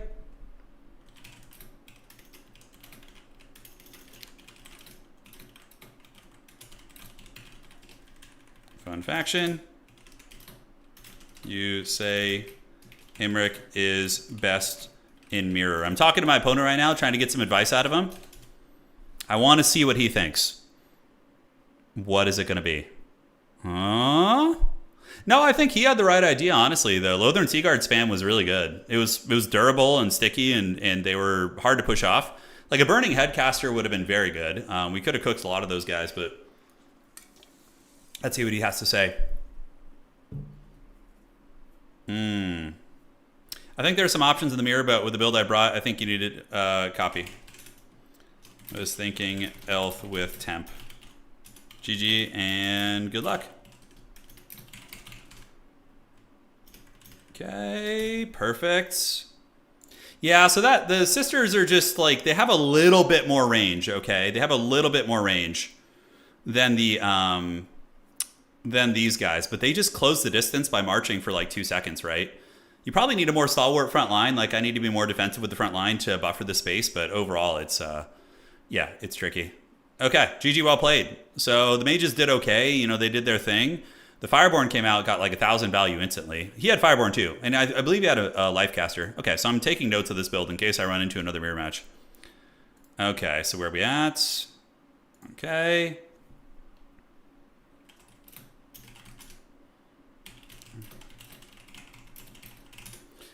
And where are we going in the rounds? Gonna take a peek here, see what we got, refresh this. Okay, so we're about halfway through the round. Let's take a look and see. Anticity defeating Hobo Honkers. Maximillionaire winning. Dark Age Rush winning again. So we do have some games getting wrapped up here. Yeah, this is one of those streams where the sleepers are here. The sleeping dead. I don't know what causes it. You know, it's so strange. YouTube is a mysterious beast. I feel like my guess. Let's actually investigate here. I have a conspiracy theory. We're going to try and confirm it right now. All right. Let's see where this is. Oh, is it here? Okay, YouTube wouldn't be there. I'm peeking. YouTube Live. Okay, I have a suspicion. It's going to be confirmed right now. I don't know. YouTube is very convoluted. Like, navigating and finding things on YouTube is really, really haggard. It's... Yeah, so gaming, YouTube Live, would it be this? Okay. I think it would be this. No, but this is like movies and shit. Like, what I suspect is that YouTube just like randomly puts your stream on some placeholder page where people are just hanging out, and then it just counts as like a view for the stream. It's very weird. It's very weird. I don't know what it is. Maybe it thinks we're an ASMR channel or something. It's going to be sending people here. I have no idea, man.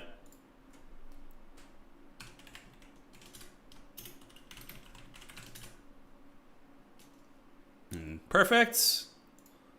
And now we're just waiting for a couple folks to finish. So looking at the tournament right now, we got Ricochet, Space Boat playing, Blood Penguin and Maverick Sloth, Real Kitty and Attack Speed, Snickerdoodle and Mr. Hill. And when those lads are done, we will be advancing to round 4. So we need to win our next 2 games to get a positive record. We're 1-2 right now. So the second game was very good though. We played a top tier player and almost won it. It was very tight. So not too upset about that. But yeah, we gotta get back in the win column here, guys. We gotta do it.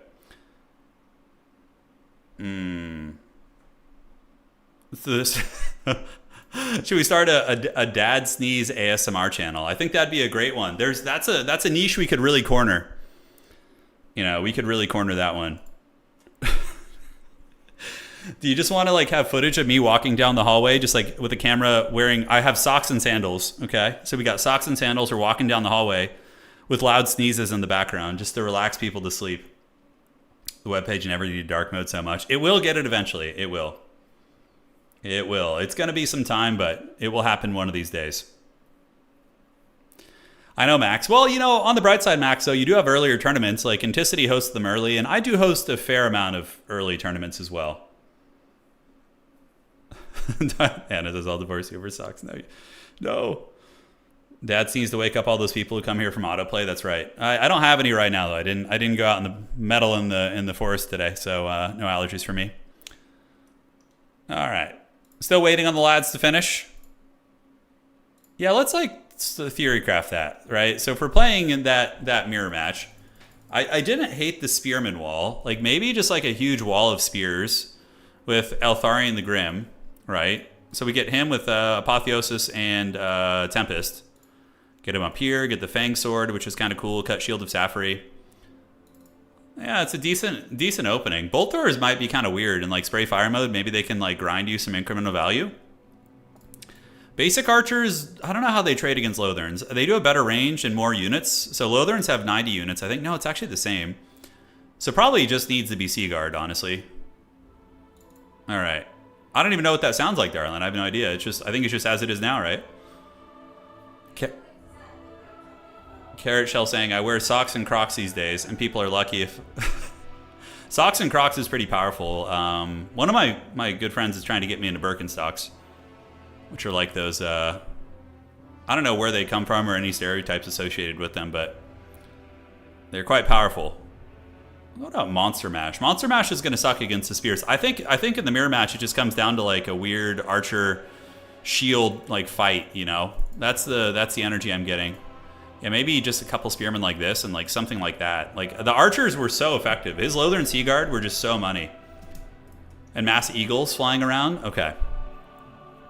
It's time for the dreaded archers and light armor to trade, yes. Yeah, I mean, you could spam like almost 2 archers for every Lothern Sea Guard, but they're hard to protect. Birkenstocks or dad sandals, yeah. Hey, T-Rex, thank you for the donation. Best ASMR is Professor Pone doing Gollum for 10 hours. He could do it.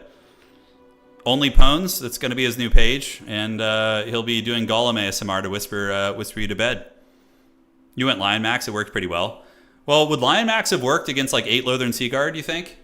And I mean, maybe it would. You might get the objectives at least, but yeah. The Lionos are indeed, I think, one of the best units on the roster. They're very good. Let's see. Crocs. Yeah, Crocs, well, when I was in high school and junior high and stuff, I remember Crocs are those like rubber shoes that like people often wear at like hospitals and stuff, right? Does anybody know? Yeah, that's what those are, right? Okay. So that was like a running gag. One of my friends, when it was his dad's birthday, he used to buy his dad a pair of Crocs for his birthday every year, and his dad hated Crocs. He thought they were like the most like lowbrow, like haggard thing ever. It was so funny. So like we would be at his dad's birthday, hanging out at his house, and he would just like be the dad would just unpackage the Crocs and just be like, "Are you guys serious again?" Hey, Tarox, thanks for being a member for 48 months. Hell yeah, dude.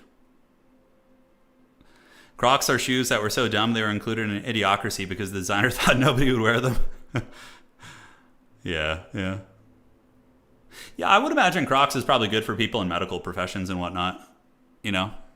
Easy to clean. Like, they're made of rubber, right? So you can just, like, spray them down when you're done. Time for Tarox Life Wisdom, that's right. Okay. So, let's see how the round's looking. Still going, man. These are some fearsome battles. Ricochet, Space Pope, Blood Penguin, Maverick Sloth, and Real Kitty, and Attack Speed Enjoyer. Yeah. I love sandals, honestly. Sandals are just... That's one of the big perks of living in California is you can usually wear... I mean, it gets pretty cold at some nights because we live in a mountain valley, so... But during the rest of the year, outside of like the winter, you can usually just wear shorts and sandals like every day, you know. Do you remember soap shoes? Oh man, I don't. I have like a very vague memory of them. Yeah, they were for like skateboarding, right? I do remember in the 90s we had those shoes that had like lights on the bottom, and like they would have like some of them would have roller skates in them too. Remember? So you would like arch the front of your foot up, and then it would like be able to roller skate in the shoes. How many High Elf players left? There's a bunch. I mean, honestly, we could get a High Elf win tonight. We have Anticity playing them, so the odds of High Elves making top 4 are very good. Heelys, that's what it was. Yeah. Yeah, that's it. Yeah, no, I've been mostly phased out of the socks and sandals though. My wife she's kept me in check. Let's see. You either had a friend who broke his arm in Heelys or you broke your arm with Heelys. Thankfully, I never did. Yeah, the light up shoes were fun. I remember thinking those were so cool when I was a kid. The ones that had like little lights on the bottom. All right, Blood Penguin and Maverick Sloth. It's always Blood Penguin's games that just take forever, you know? Blood Penguin, he must be doing some forbidden Bretonian grinding. Otherwise, I'm not sure. All right, so let's make a new lobby. Sometimes you need to make new lobbies, otherwise you run into issues here. So let's do that. And perfect. Remade. We reforged the blade. This is the blade that was broken. Eagles, Fireborn, and Imric. Yeah, High Elves have some fun styles for sure. Their Monster Mash is very good. You know who is very good this game is the Dragon. His last game, the Imric on the Dragon, I was like, you know, it kind of occurred to me, like, his Dragon could just control the other 2 objectives and not care at all about my sister's position, right? Like, because his Dragon just dominated everything I sent to the side objectives. And he was just able to farm like 2,000 value over there and then come back and win the mainline fight with the dragon. Like once I was worn down. It was very clean. It was a very clean game on his part. Light up shoes are still a thing. But what about for adults? Can we get some light up shoes? Anna says we should start a section, letters of Taurox. Like, Taurox, how do I put my husband in place that causes permanent damage? The Taurox is Taurox of the under the bridge giving wisdom. What's up, Desert? Welcome, welcome. How you guys doing? All right, so I think we're ready for round 3. Let's see if I can dig myself out of the High Elf pits. I think of all the Elven factions, probably my favorite to play is Wood Elves, High Elves, Dark Elves are just so, I feel, dependent on Scourge Runners. Yeah, and that style is so patient. That, like, skirmishing style. I like factions that can get on the objectives and at least fight over them quickly. Yeah. Yeah, Taurox was in chat. I don't know. He probably left. He's a busy demon, bull, beast, boar, pig, man, bear, pig thing. So he's got a lot going here. Okay.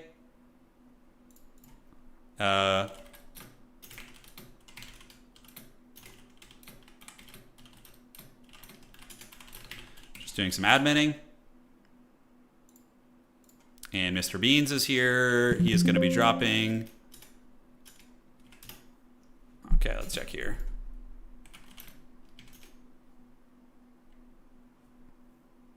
So where is the bean? Mr. Hill. Let's refresh this. And we're going to need to drop one player here. So Hill is there. So he is going to be doing this. So fare thee well, Mr. Hill. You will be missed. Snickerdoodle's tiebreaker. Rest in pepperoni. And now we're going to go look at Snickerdoodle here, and we're going to need to fix his score. Okay. Should only have 2 points there. I think he lost one of the first rounds. Oh, it's going to be so fun once we get the new Heroes of Might and Magic game. I really hope it's good. They actually have like a faction straight up designed for you, darling. They have the Sylvan faction. It's like elves and forest spirits and stuff, and I don't think there's any dwarves in it, because in the original HOM, Rampart did have dwarves, right? Which is always kind of weird to me. I think Eltharion is perfectly fine, warm pancakes. He's very good. I mean, most of the game a very good match we had earlier was Eltharion putting in work, you know? All right, so still waiting on the Penguin and Maverick Sloth. We just got to wait for those homies to finish, and we should be good.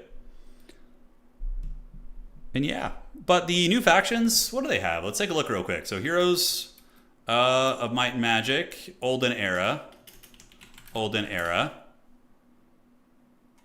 Is that on the wiki page? Here we go. Yeah, no, that's the wiki. Let's go to the wiki page. Wiki. Okay, one sec here. Just getting all this shit out of here before it starts blasting jump scares at me. Okay. Yeah, so this is the Heroes of Might and Magic Olden Era. It's coming out soon. I bet you the early access is probably going to be, yeah, it looks like Windows Early Access 2025. So probably in the next 2 months, I would guess. The factions that they have, so we have humans, which are the, it's like Castle from the original game, right? And then we have the Necropolis, so classic undead. They're going to be very similar, although apparently they're going to have vampires are their ultimate unit. So instead of a bone dragon, you're getting vampires now. Sylvan is going to be basically like Rampart from before, except without dwarves. So that'll be cool. It'll be like more of a grim dark one. I think they come from a place, Murmur Woods, so going to be nice and creepy. Dungeon is a classic, obviously. That's the Black Dragon, Dark Elves, going to be very fun. And then instead of Inferno, you have the Hive faction, which is interesting. So they're like demon insects, which are going to be like the new big kind of chaotic evil kind of faction, right? And there is one more faction they haven't announced yet. I don't know if that is representative of them, but it looks like it's like octopus tentacles. Maybe it's like a creepy eldritch faction, which would be really, really cool. So far, I'm most interested in probably playing Necropolis and doing like evil Haggard Necromancer stuff. But yeah, I'm pumped. I mean, the game looks cool in terms of the graphics so far, but we'll see. We'll see. All right. So are we ready for the next round? Let's get it going, man. Yeah, there's a lot of cool units. What were your so for all of you guys who played the original Heroes game, if you played Heroes, not original, but Heroes of Might and Magic 3, which is the OG, what is your favorite unit in the game? What is your favorite unit? Okay, let me message Maverick Sloth. Let me check. Maverick Sloth. Let me know when done. All right, awesome sauce. Yeah, we definitely did not bring the best build in the High Elf Mirror match. Upgraded Gorgons because they smacked you good. Oh yeah, the Chad Gorgons. They were so cool. Somebody rolls up on you with like their angels thinking they're all that, and then the Gorgon just rolls in and insta-kills them. Hell yeah. Yeah, so we see the, the double shooting elves are very OP also. Gorgons are definitely one of my favorite too. I think they're really cool. I like the devil. He was probably my favorite. He was just like teleporting around the map. Yeah. I've only played Heroes of Might and Magic 5. Never played that one. You like the genies? Yeah, don't they just cast like a random buff spell? Isn't that what they do? I can't remember. Tower is fun, but it's really hard to get to the late game of Tower in Heroes of Might and Magic 3. It's just like, you need so many resources to upgrade your Titans. It's just a pain. It's just a pain. Okay, still waiting on these guys. God damn, dude. This is crazy. This is madness. I mean, I still think we're under the 45-minute timer, but this is something. Archangels are cool. Castle felt a little bit vanilla to me to enjoy, but they're good. They've got some great stuff. Darlin, did you ever play Hom 5? Yeah. Yeah, she didn't enjoy it as much, yeah. Hom 5 wasn't bad, but the only one you played after 3. Yeah, I never played any of the other ones myself. All right, let's see here. Waiting on the game. They're still in it. Must be like a lag thing or something. I have no idea. Age of the Ring got me playing Lord of the Rings Shadows of War again. Yeah, I heard that was an interesting game, Marsh, in the sense that you could like manipulate characters and they would like they would be reintroduced in the plot later on and could like help you and things like that. Obviously, it's a pretty big mangling of, I don't know if mangling's fair, but like a pretty big change of the existing Tolkien lore. But you know, even the movies, the trilogy changed a lot of the Tolkien lore too, right? Like, so it's all good, you know, as long as it's a cool usage of it. One of them is using lag jujitsu. Yes, of course. The forbidden tactics. Yeah, man. They're the only ones. I don't know. Maybe they both fell asleep with their keyboards. I have no idea. We have a ton of High Elves tonight. We could easily end up in another High Elf mirror. My goal is to go... okay, I'm not the only one with a rough record. There's some other good players with rough records. So let's go look. Yeah, so we got Maverick, Sloth, and Attack Speed, and Blood Penguin. These are like some top players here joining me in the pits of hell. So I feel a little bit better now. Not the only one down here in the dregs. Oh, yeah, darling. Death Knights. The Gnolls are pretty magical too. Yeah. I think your Gorgon pick was MLG though. The Gorgons are so cool. Gotta discuss the game after. Yeah, I'm curious what's going. These guys are just having a fearsome cockfight. I'm just curious if it's a lag thing or like they replayed the game. Who's the Lisan Al-Gaib before Hammer 3? Like a prophetic character who, like, I don't know. That's a good question. That's a good question.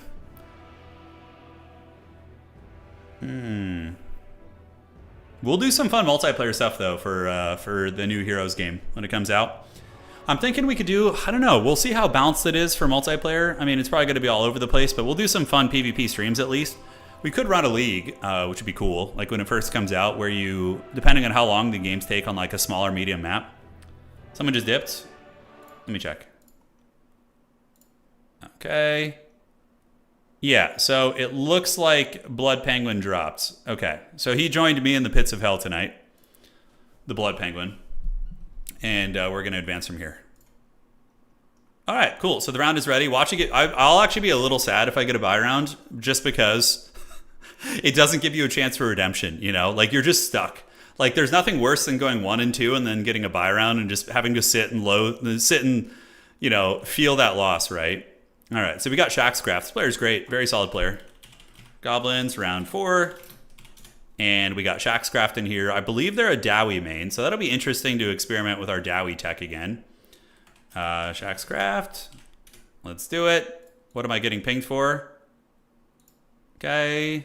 There we go. All right, Shaq, I sent you an invite. You are going to be first on the map picking bands, and we are going to be on these maps. Great. Yo, hi, Elf, you. Let's see what they got. So we got Lizardmen. Oh, how the hell do I play this matchup, guys? Anybody have any pro tips? I have no idea how to play this. You ban first. So Edge of the Darkwood, Whirling Maelstrom, or It's a Me. It's a... All right. All good maps in their own right. We'll see what's cooking here. Red Crested Skinks are basically Fremen. I think Fremen warriors are a little bit more elite than like a skink unit, right? If we're comparing Fremen to anything, because Fremen are like super elite fighters, like not the most numerous either, right? Like on Arrakis, compared to like the Harkonnen, who are just like throwing zergs of like haggard minions at you. Yeah, no more mirror match.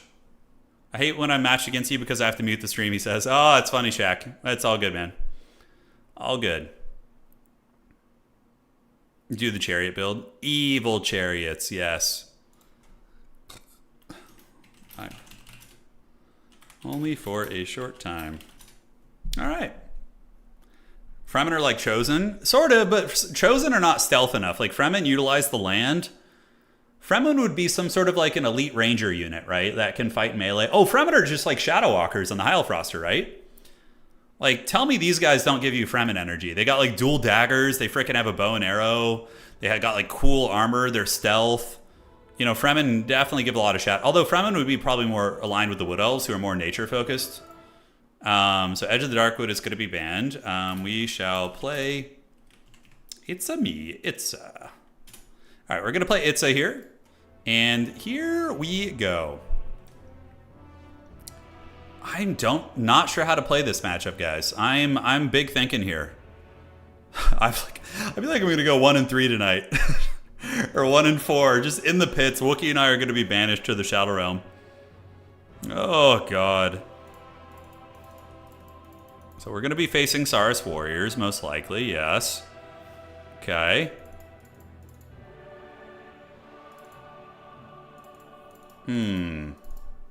Yeah, I should bring some skin wolves to counter my opponent's build. That's right. That's 100% what we want to be doing.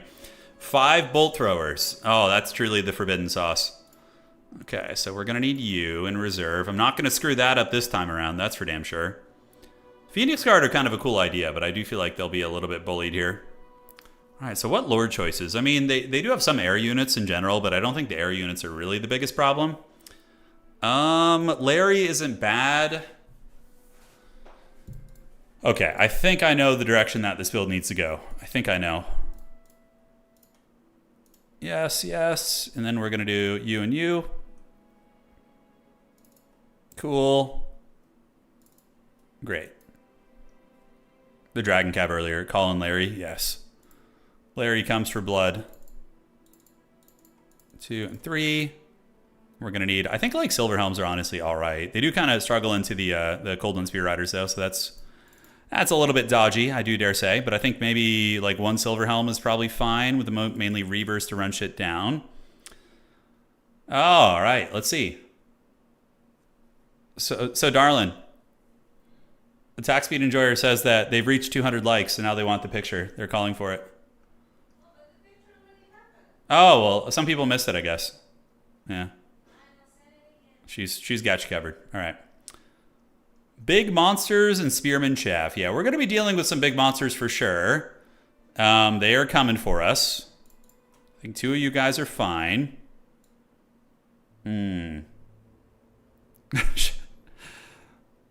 Definitely need a dragon or 2, I feel. Yeah, maybe.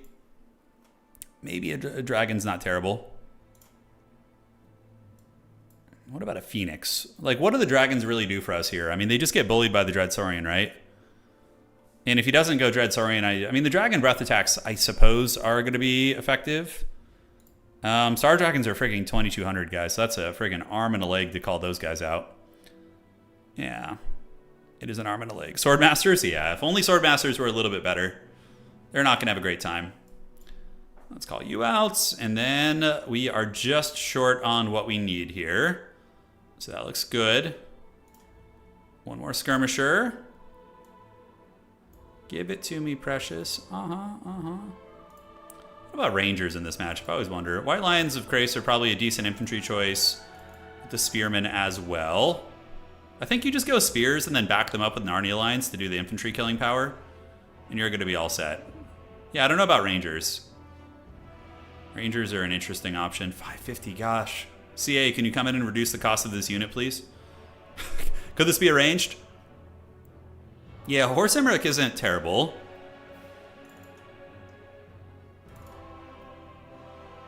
Okay, so then we got, what, 875 left? Perfection. All right, guys, wish me luck. This build is very, very ambitious. But, you know, we're already... Here's the thing. When you fall into the pits of hell in a tournament, that's when true innovations happen. That's, you know, when Bane breaks Batman's back and then he gets thrown in that prison. That is when Batman becomes the hero that he needs to be, right? Ah, shit. What map are we on? Are we on the wrong map? So, okay, let's play it.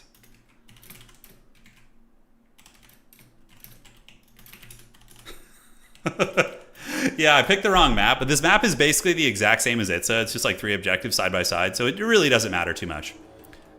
All right, guys, so here's the build. It is a big old Elven Tide. So we got a lot of spears, right, and the front. So it's going to be a battle line of spears here. Perfect, perfect. It's going to be 1, 2, and 3. Okay, perfect. Let's get some of the shielded boys in the front. Here we go, here we go. We got a couple more in the back who are going to be there. Perfection. Now we're going to get some of you guys layered up. We're doing the dreaded checkerboard formation, the campaign. I'm gonna cheese the AI. Okay, let's do this and do this. It's hard to fit everything here. Yeah, so I think that's fine. We get 1 archer unit back there. So we have a shitload of archers with Plague of Rust. Yeah, this is like a turn 15 campaign army, maybe even less, like turn 8. You know, you're just like all Lothern Sea Garden spears with like a mage. I don't know. Shredder Chow, I know. But he's got 13 units, which is good. That means that maybe I'm okay. So if I were playing against High Elves, I would probably go with double Ancient Salamander. Oh, but he went wide. Oh, I'm so happy I went Mass Archer. Oh man, he went wide. Okay, that's good. So I can get this objective, but I think I'm okay. I'm just going to slow push up and try and control the 2 points. And yeah, he just went wide. He was probably expecting me to like panic about the Dreader of Lestria, but instead we stand at the ready, ladies and gentlemen. This is a quest battle. This is an early game quest battle. All right, what's that going to be? That's a Rev Crystal? Okay, we don't care about that. So getting poked a little bit here. We're going to go ahead and shoot you with some of these, which is fine. Just unleash a little friendly salvo into their backs. And there we go. Nice. And we're going to keep moving up. Just like so. That's going to be a nice little position, actually. And then we'll see. So it's going to be a Slan Mage of Fire, which is very good against us, actually. And then that's going to be it. All right. So from here, we can get ready to party. So let's go ahead and stop our positions right now and get ready to shoot. So we're going to move a Spearman unit up here. So we're going to get spears and spears. And we're going to reform you guys. And great. So then you come over here as well and get ready to shoot. And we're going to need to worry about some of that DACA for sure. But we're just going to kind of value trade for now and hope for the best. So those guys are getting blasted. Yeah, I like it. We do see some flyers coming in. So for me, I'm going to get the fire chads. They're going to be out in a moment. So you guys shoot.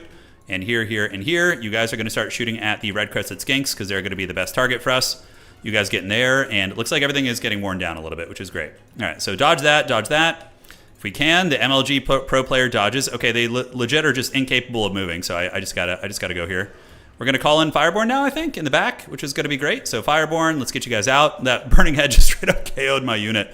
Oh my god, dude, that was brutal. All right, so you guys come out, hammer them down, and some of these guys are getting punished. We're going to do a little Searing Doom on these guys as they move forward. The Burning Head is still going strong. Archers, and cool. So that is going to hit hard. That's going to be big damage right there. Joe DiMaggio, and we do manage to wreck those skinks. So that is the cohort of Sotek, so they're going to be a bit of a menace to finish off. So we want to pull out here. Get these Spearmen to form the lines right there. My opponent does have me triple capped, right? So that is a little bit sketchy. All right, so you guys shoot there. We're going to move you guys back in there. And on the flank, we do have some speedy boys. So we're going to go ahead and call you in, get on these guys, and go run them down. And there we go again. All right, so Spearmen have reformed. Archers are mostly still shooting. We're going to get you guys here, pull the Fireborn back this way, and just hopefully be able to break these lines. Like, value trading is definitely not amazing, but it could be a lot worse, too. All right, so let's do this. That is the Legion of Chaqua. So they're going to do some work, and these archers are online. Everybody's shooting well. Probably going to need some good quality infantry here soon. We do see some Velociraptors on their way in, but I have a lot of spears, so that is nice. So Spearman here, let's do this and do that, and we're going to keep moving you there and pull you back that way. Hopefully we can avoid it. We're going to see. All right, so the Book of Hoeth is there. The flank is going all right. Let's get some of these archers going after the Legion of Chaqua. And what do we want to get into next? We're going to go actually try and push up here, move here, and move here. See if we can win some of these fights right there. And those archers will hopefully get back online soon. So those are going to be Coldwind Riders. We're going to get the Lothern Sea Guard to go help against them. Fireborn should be pretty good. Flanks are looking all right, but yeah, we're not breaking the position as much as I would like. You know, they are holding in many fronts here, and we're going to need probably, yeah, the Pterodon Riders thankfully made a bit of a blunderooski and went over there. All right, so let's get some Lions to go help on the flank. Going to be really good against the Feral Cold ones. And how's this fight looking here? Fireborn do win that fight. As far as the Spears go, they're doing well, and a lot of our Spears are still online. We're going to need another Speedy Boy here in a moment to chase these, and not too many good opportunities for magic at the moment. The Legion of Chaqua is still just chasing us into the Shadow Realm, so we're just going to shoot here, run over this way, and we might need to get some Reavers to start playing the side objective. All right, so you're back online here. Let's shoot those Chameleon Skinks and see if the Archer play is going to be able to get it done. Those guys get folded up. Outstanding. And let's just start shooting at this Slan, man, this Battle Mage. This Battle Toad is certainly asking for it here. All right, so you guys fight from the front. Let's call out some more Narnia Lions. They're going to get in, and we don't want them fighting Spears, but we want them to just help push, because I'm going to need to take some ground here in a minute. For sure. We're getting in a very precarious position where we could lose the game just on objectives, right? Searing Doom over there, going to be very good on those guys. So we're going to drop it like it's hot. We are equal-ish on objectives, which is not great for us. The Legion of Chaqua is getting shot in the back, but the Fireborn Chads still doing it. So we're going to retreat you guys back and hopefully take some ground. Next thing, we're going to send some Spears over to the flank there. So those guys able to do their thing, and we're going to shoot these Spears here next. And we'll get the Lothern Sea Guard to fight the Croxagores. We're going to move that way. Get you guys here, and there we go. All right, so they're coming in. We're going to go ahead and charge these guys, and we're going to do an Overcasted Plague Rust on them to just wear them down, and hopefully we can win that. We will see. We do manage to take the outside fight. So now what we need to do is start moving and playing for the triple cap, because I think we're starting to hit a break point where my opponent's army is getting a little bit raggedy. But, you know, time is not on our side, so we're going to move the Spears over there to try and get this. Fireborn getting roasted there is very excellent for us. Spears still holding firm, and yeah, we have the Narnia lines there, which can come in and help out. You guys fold up that side. You guys are coming in here. And the mage needs to use the Book of Doom. Unfortunately, I don't have any healing for those guys, which feels a little bit bad, but it is what it is. All right, so the Legion of Chaqua is getting worn down. We are potentially going to get this objective. So let's get you guys in there, and we're going to pull you guys back and back and let the chaff units get in there first. Actually, let's just let all the lions kind of saturate in first. Great. So Spears are going to get that outside objective. It's only a matter of time. And now we can pile in and fight these guys. And what we can do is just drop a big Searing Doom on their head, which is going to karate chop them. That's going to be really good for us. All right, so Croxagores, and yeah, so that Searing Doom is quite good. Fireborn do get broken up, but not before we get an objective, so that is great. We have some pressure coming on the outside. Get a Reaver to run some of these Gremlins down. You guys shoot there, and you guys shoot here. Yeah, it's a little messy. It's a little messy. The Narnia lines are trying their best. My opponent does have some Chameleon Stalkers there, which feels bad. And it looks like we are starting to fold this position. Now, we're a little bit ahead on value, a little bit. The Legion of Chaqua is still going strong over there for my opponent, so they're no joke. The Fireborn definitely needed some healing. They wanted a little bit of healing here, so let's move you guys up. We got the Elite Spears over there who are hopefully going to get that point, and then my opponent is breaching 1,000 points, so it's going to become a situation very quickly here. We do have Spears fighting, which is good. Let's get you guys to keep shooting at the Croxies. You guys move up and run down these little gremlins right here, so we're going to fight them off the point.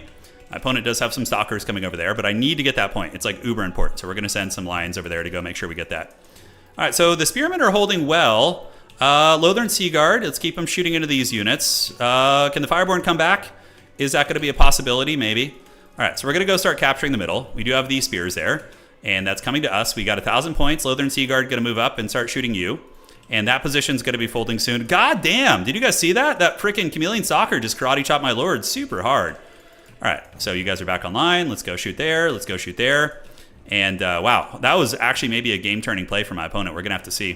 So we're going to go get on those guys, and the middle objective is going to come to us in a moment, most likely. Let's get another Reaver out to move up on the point.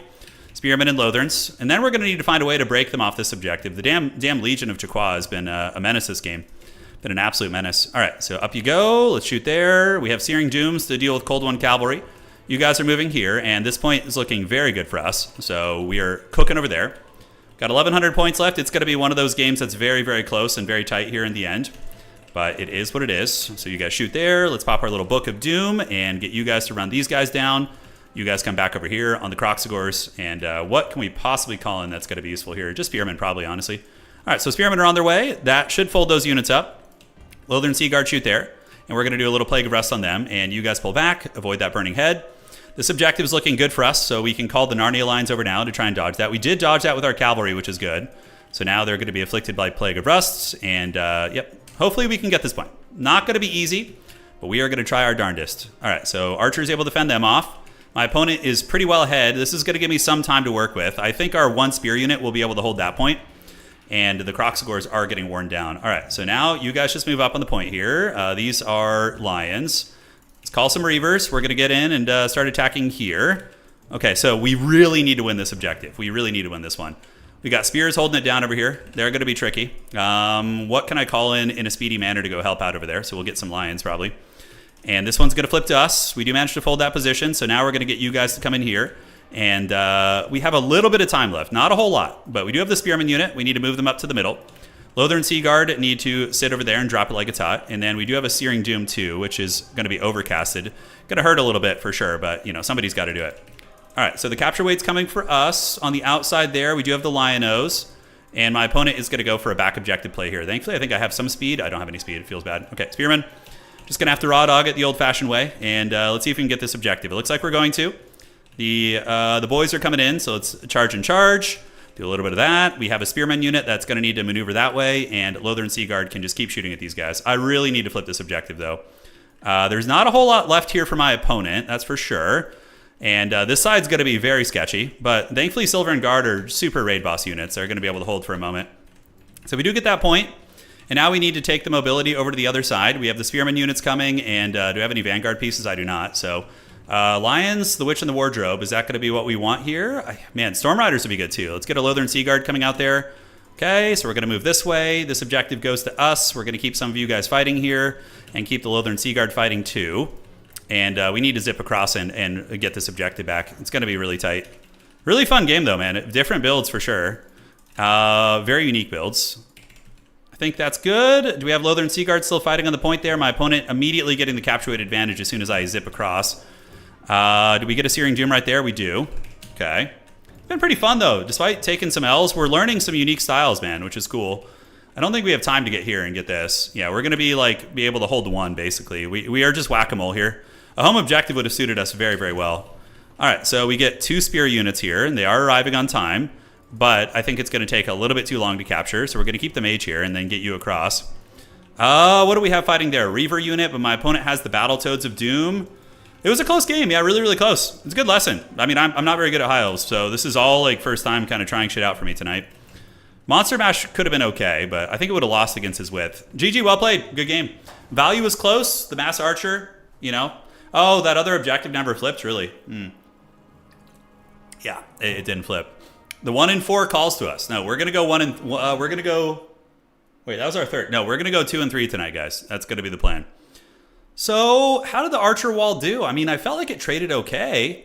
We didn't have a lot to kill big things. The Burning Heads were very, very good. I love the Burning Heads from Shaxcraft. GG, dog. Well played. Okay, let's check this. And we're gonna fix Maverick Sloth's game here. So we do that. Let's refresh that. Yeah, 2 wide builds. That's a very interesting style with High Elves. It's a little bit... The one thing I didn't like about my build is I didn't feel like I had a lot of agency to make plays. Like, I just kind of felt like I was just, like, reactionary, which I feel like High Elves don't want to play that way. But, it's all good. So there's that. He'll report the score. We're going to fix the Swiss points of this player. All right, awesome. A curse build for the next game, go crazy. You got it. We will, because we're already in the dregs tonight, guys. We're like Schmeagol in the cave, like just eating fish. Things are just going south. That's basically what's going on here. But I wonder, if they had gone Dread Saurian, I feel like with Plague of Rust and 50 archers, we can kill it. What did we need? Probably some just white lines of Krace, right? Although he did have some Croxagors and shit. Yeah, they were held to a respectable amount of value. The Silverins did not hold as well as I thought they would over there on that flank. Yeah, the Burning Head was really good against my build. It was almost as if he knew it was coming. Evil. Oh, don't make me do a Swordmaster build, Catholic, the Nerd Squad. So Techless, double Lore Master, triple Swordmaster. Oh, God. Oh, God, dude. Just put me out of my misery already. Okay, let's refresh this. How are we looking? Are people finishing their games? Yes. Slowly but surely. Catholic, man, it must be early for you. So what is it, like 4 or 5 a.m. for you in the morning? Do you got work or something? Or are you just up early in general? Anticity defeating Dark Age Rush. Dark Age probably still has a chance at top 4. Maximilian are looking very strong too. He dropped rocks on the Silver, and yeah, that makes sense. God, no. Just guys, we gotta get a win in our last game. We've been sent down to the pits. We gotta win it, you know? Like 2 and 3, my ego can take that. 1 and 4 is a little bit too much. My misery is delectable. How dare you guys? You used a similar build against Ent, but you lost by 1 point. It sounds like you've had close games today. Yeah. I mean, the build was great. Burning Head was good and, you know, no complaints. It was very effective. You got 3,000 value on Homie. It's like, that's some big Battletoad value right there. That's big, thick Toad energy. All right, so looking at the round, we're almost done. Maverick and Torsen and Real Kitty and Blake. Spider and Ricochet and Wookie. Oh, there's someone named Wookie in here. And Imperator are playing too. Cool. Elite Infantry and Larry could be fun. If I get like a Chaos matchup, I'll for sure try that. I think that's pretty cool. Let's refresh this and see. I remember when Larry's still pretty meta. Yeah, pretty good. Larry's a great character. We've seen her used to pretty good effect from some high-level players. The last time Hyles won an SFT, which they don't win very often, but when they do, it was Charix. He used, I believe, a Larry build in the finals. Like, he had an insanely close game. Do you guys remember that game versus... it was Danikentrop versus Charix, and it was a bunch of Shadow Warriors and, like, versus Scourge Runners and shit. It was a crazy game. I think Anticity's playing High Elves tonight, too. He's clearly figured them out. He's doing very well. He's undefeated at the moment. Let's see who else is here. I think High Elves actually have a lot of nice strengths for Anticity. Like, he loves single entities and mobility, and they have all that. You know, he's probably playing a lot of that, I would wager. I would be surprised to see him play like a wide bow build like that. Although maybe he does. He's very dynamic. Yeah, is he playing SEs? Is that what it is? Is that the way to do it? I'm afraid you'll find 1 and 4 still quite operational. Oh, shit. That's the first suggestion I've heard that actually piqued my interest. The dreaded Elithanar build? Oh, yeah. Oh, yeah, dude. That is what I'm talking about. Let's see here. Perfect. Uh-huh. Oh, my God, yeah. So, Anticity beat this High Elf player, this Lizardman player that I just played by 1 point earlier. Literally, he lost by 1 second, the Lizardman player.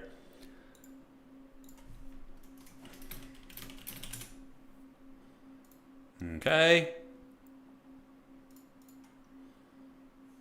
Let's do this, and we're going to go ahead and drop you out.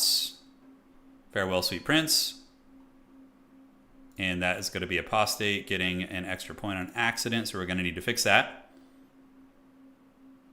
All right, loading up right now. Round 5 is here. Do you guys want the glorified bolt thrower that is known as Elithanar? Is that what you guys thirst for in the night? Because it could happen.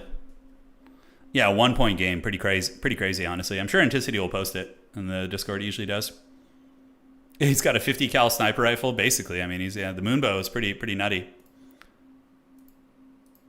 Okay, refreshing. Spider and Ricochet and Wookie and Imperator are still playing. Okay. Awesome sauce. What the hell is this? All right. Okay. Looking good. Oh, they're talking about the dreaded debug camera. I see them in Discord. Yeah, what do you guys think about debug camera for competitive play? I'm curious to see what you guys think. So let's put up a poll on YouTube. We'll do one on YouTube. Here it comes. Okay. Here we go. Whoa, what the hell's going on here? Jesus Christ. Okay, that just jump scared the hell out of me. Okay, perfect. Let's set this up here, start a poll.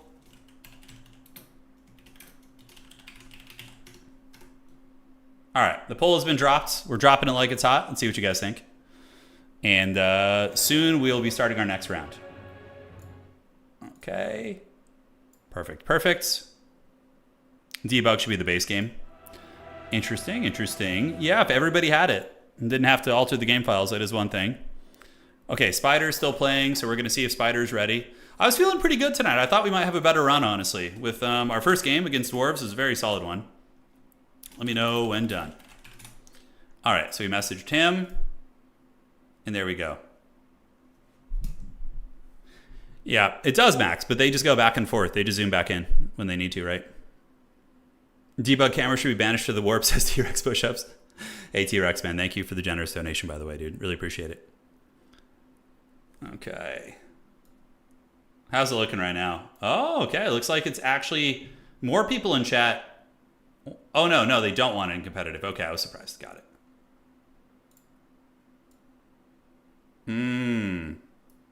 Yeah. Oh, did I put debuff? Oh, yeah, it's supposed to be debug. Sorry. It's the debug camera. Yeah, you guys get the idea. Whatever. It's supposed to be debug camera. All right. Is Spider ready and Ricochet? Ricochet. I made, oh man, I like went to go exercise last night, so I went to the track and ran a couple 100-meter striders, and then I just came home afterwards to the bread loaf that I had been baking, and I just literally like canceled out all of the fitness I'd put in for the day. I made probably the best bread loaf I've ever made.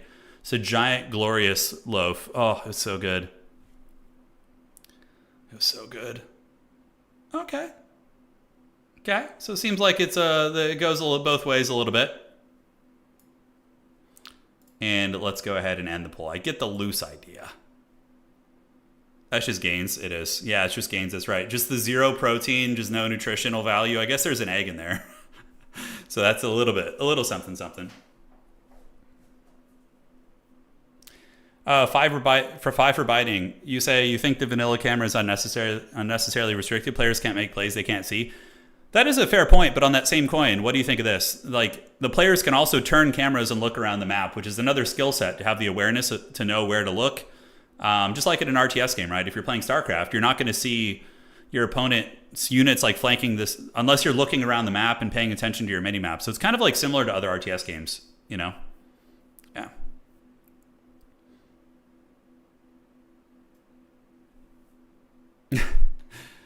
All right. Let's see. Spider and Ricochet still going strong. Must be a really close game because I feel like our game ended like 15 minutes ago, right? Do you grow your own starter? No. So for the type of bread I'm doing, you don't need starter cultures. But yeah, I'm going to be working on sourdough soon. I probably just order it, to be honest. Yeah. Check out Brian on it for a good bread lore and tech. Okay, I will. Yeah, I will. I will take a look at that.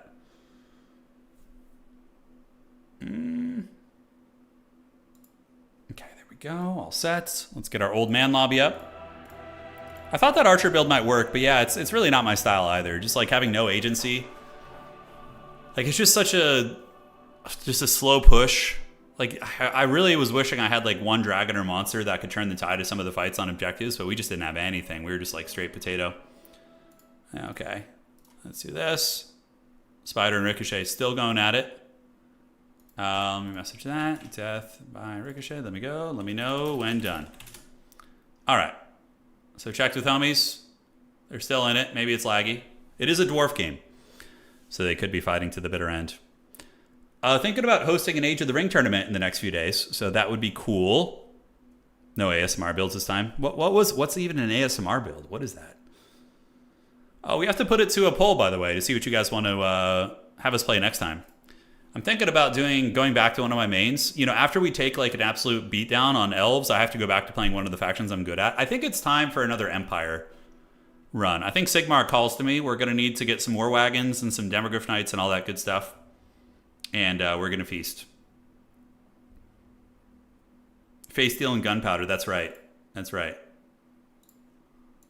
Okay. Just finished Long Dowie. It was a dwarf mirror match. No wonder it took so long. Oh my god. The dwarves are rubbing their beards together. Standing in front of each other, rubbing their beards, yes. Well, I already played 2 Kislev tournaments recently. We did very good. We went pretty good with them. We went 8-2 with Kislev in the past 2 tournaments. Very, very solid faction. Little Groms are so good. They suit my style so well. That like counter-punching style, it's so solid. All right, so that round is done. We're going to be going to the 5th and final round, and it is time. Elf factions, I'm not good at any of them. I'm terrible at elves in general. Not terrible, but not great. Like, they're my weak points. I just typically don't enjoy elves until you guys bully me into playing them. All right, so we're going to advance this.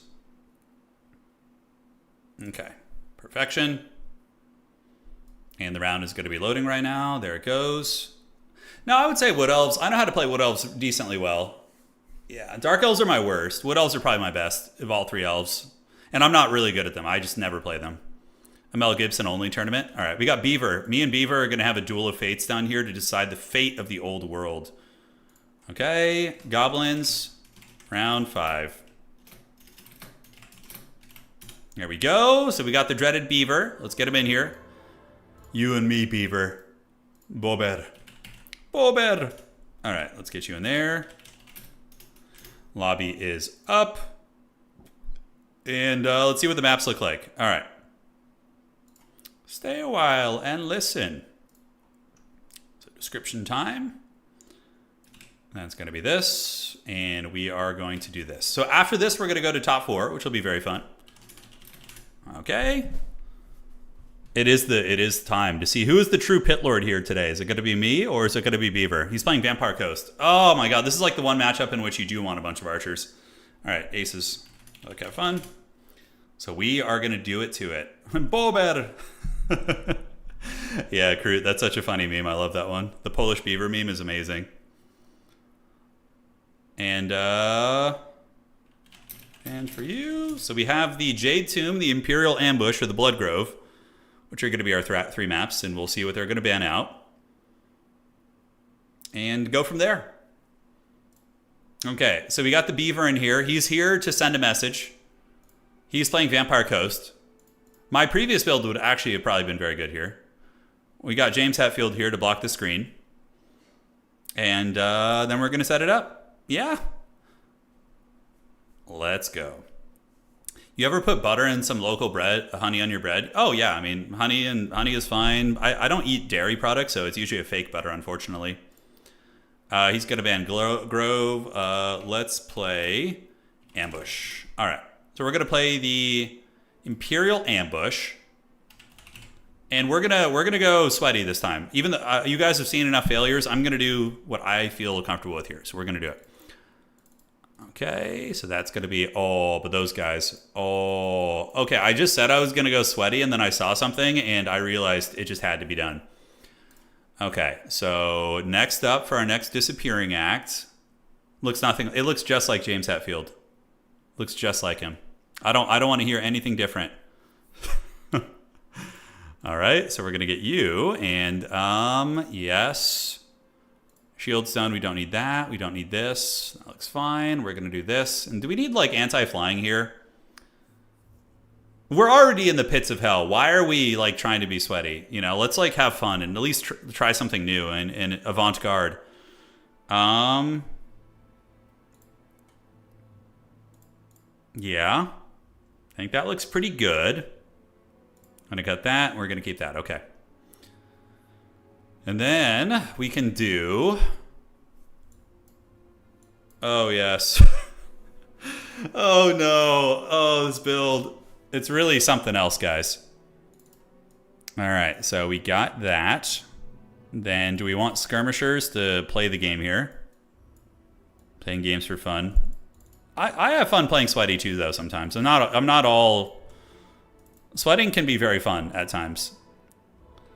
Okay, so what do we want in terms of the rest of the build here? Tremble and Despair Immortals. This build is about as evil as it gets. My opponent will not know it hit them. Actually, all jokes aside, I think they're going to be very perplexed by this build. They're going to be like, what the hell is that shit? Okay. Okay. Oh, yeah. Oh, yeah. Let's frickin' go. So then we need basic spearmen are pretty good here. Rangers are also very good against coast. Reavers to the max. Silver Helms are also nice. Do we need anything to chew big step up? Probably do want something like that. Depth Guard are something we got to watch out for. Yeah, Depth Guard are a menace. So we get 2 of you guys. And, all right, so 2 of those. Get these, call you in. Oh, it's perfection. This build is just the most glorious thing on the planet. It's so great. Sure, we can bring that too. Why the hell not? All right, guys, we're just raw dogging it right now. This is gonna be something. We're creating art. That's right, Alex. 5,000 people begging for the meme. I don't think there's actually 5,000 people here. YouTube is. I think there's maybe 1,500. YouTube is. Sometimes it does that with my streams. I think it just distributes it to people who are asleep. I don't know what it is. It's my conspiracy theory, but it's only when I stream late at night, too. It's very strange. Yeah, beavers are great animals. Awesome. All right, guys. I couldn't resist. I'm sorry. It's going to be 4 of these bad boys. So we got 2 Shadow Walkers here and 2 here. We got Larry, and then... Okay, this is just how you play High Elves. This is like a cheese faction, right? Yeah. Double Flamespire Phoenix with the Pigeon droppings. So we have the Wake of Fire. We're going to try that as well. All right. So good luck, have fun. Let's see if we can win. You guys love this build, though. You love it. I got Larry. She's got a couple cool abilities, and she's going to be healing the birds. My opponent's got 12 units, so a pretty small army, too, by Vampire Co. standards. Yeah, buddy. I do end up here while trying to sleep pretty frequently. Yeah, that used to happen to me with a couple channels. I used to like fall asleep drooling watching some tabletop battle report channels, and then I would just always wake up on a couple different ones. This is what you wanted? All right. Well, you know, I might be able to make it work too. Beaver is a pretty dreaded opponent. Oh God, Beaver. Oh, he's got Queen Bess, but I have a soft counter for Queen Bess because I have invisible units. Oh, that's so funny. Homie brought like a big artillery build, but they're just like, oh my God, look at the chevron cannons. Oh man, I'm gonna just go back here and like lose all my shit. So we need to keep Larry back here. We'll go with the birds and see what's cooking. Oh God, there's a dad sneeze coming. Oh no. Oh no. I need to play, but I also need to dad sneeze. What does he got back here? Guns, Queen Bessie. All right, we're gonna go run into the woods and see what we can do. All right, so that has been taken. We're gonna go maneuver up and grab this. Queen Bess is gonna be pretty devastating. Yeah, we'll see what my opponent brings. So that's gonna be Scurvy Dogs. Okay, no problem. And we're going to get some Reavers to just chill out nearby and just hang out on duty. And you're here. So those are going to be guns, the black spot. Yeah, so we're going to fly back there. We're going to have you guys start shooting at these Scurvy Dogs, and you can run up and go after them as well. So we're going to put Fire at Will on you. And then we're going to go back here, do a little pigeon dropping. There we go, a little pigeon dropping for them. Just give them a little Christmas present. In the meantime, we can go and dive those, and Larry's going to come back and get ready to provide some healing. Shadow Walkers can collapse over there. And how are the birds doing? The birds have gotten onto their prey, and they are in the woods. So if we can kill that duck hunter really quickly, that's going to be huge. All right, so how are we looking? Yeah, Reaver's coming in. You guys move up. And the birds are doing really good. My opponent summoning in something to attack them. It's going to be Fellbats. So Larry's going to go park in the trees over here. We have 1 deck hunter offline. Oh, Queen Bess got a steaming hot payload on us, guys. Queen Bessie did. She was able to hit her mark. All right, so I'm being shelled pretty hard. I didn't think they'd be able to hit me in the trees like this, but apparently they can. Oh, God. All right, birds. Escape. Escape. Flee. Okay, 1 bird lives. We killed a deck gunner for a bird, right? So it's not the worst trade in the world. It's pretty bad, though. All right, so that 1 bird there has done it.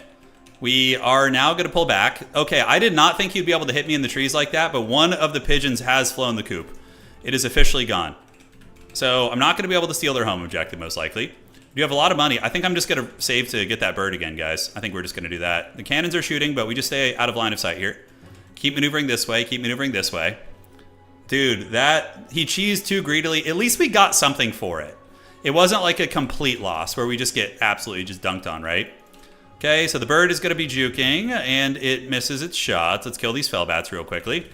I think that's going to be fine. We can shoot at these guys. Let's creep up with the Shadow Warriors and see what's cooking. Get you guys in combat there, and we're just going to save up and see what my opponent wants to do first. So these guys are crumbling. Should be dead pretty soon. Larry does have Arcane Unforging, which we can use, and we just need to keep them kind of interested here. I'm trying to creep up with these guys and see what we can hit. And I don't want to give any good targets for Queen Bess, although Queen Bessie just hit something there, which feels bad. All right, so back we go. We're almost in range here.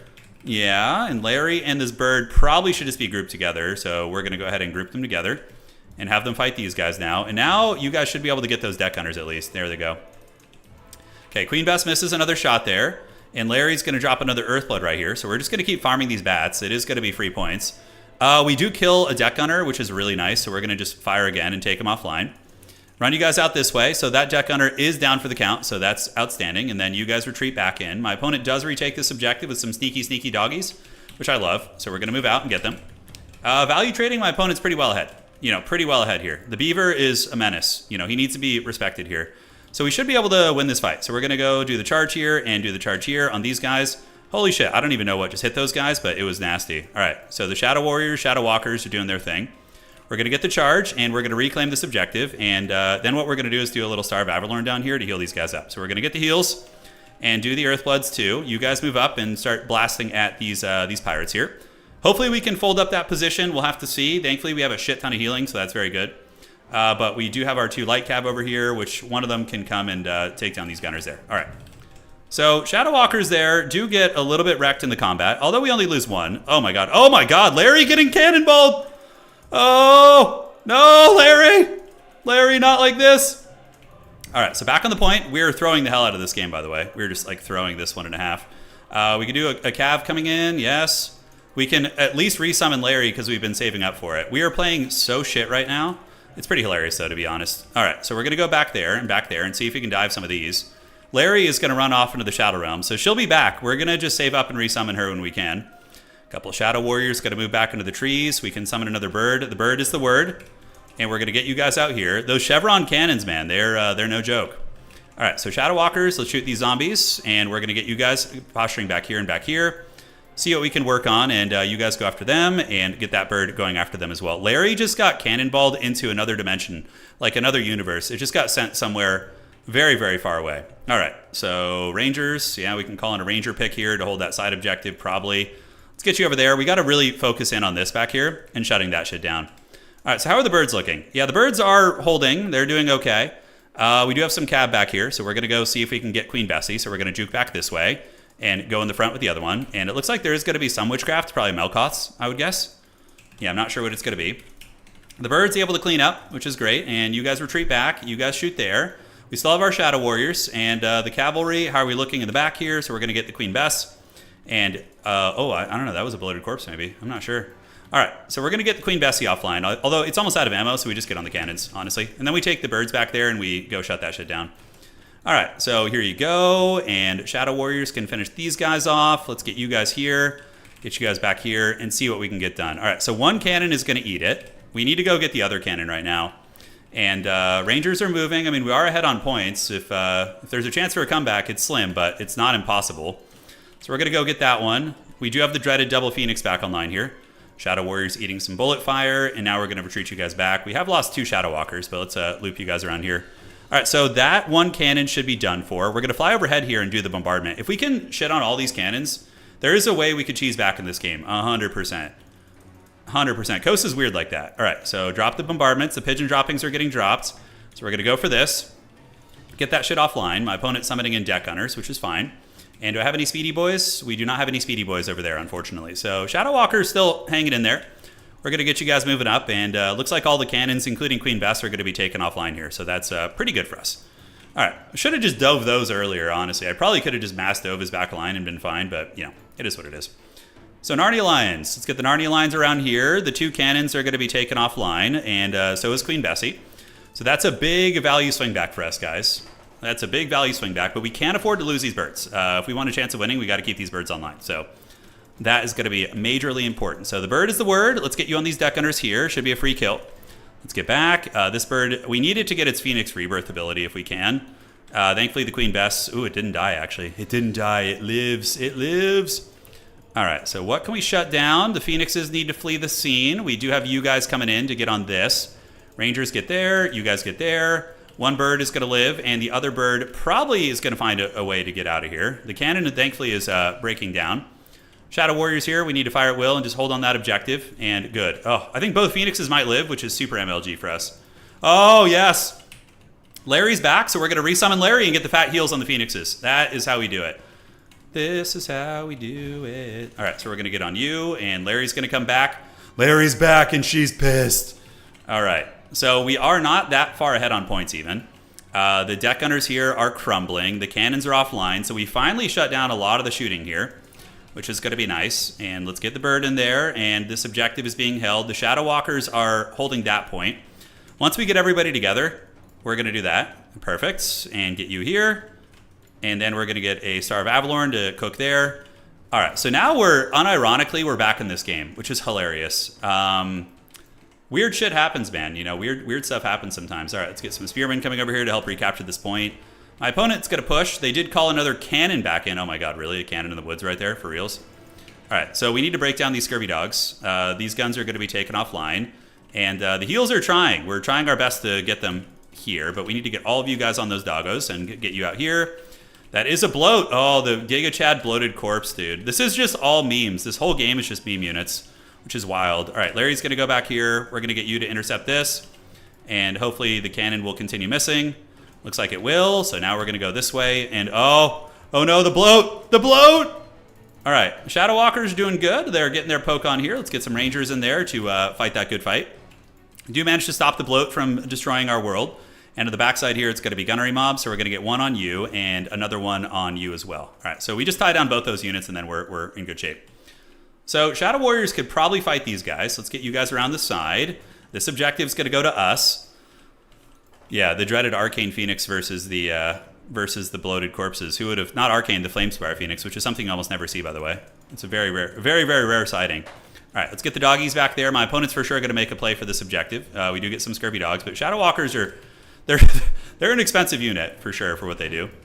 This bird is the word. We need to get it away. I need to use their Flamespire bombardments more. I just don't even bother with that. It's so haggard. All right, so up you go.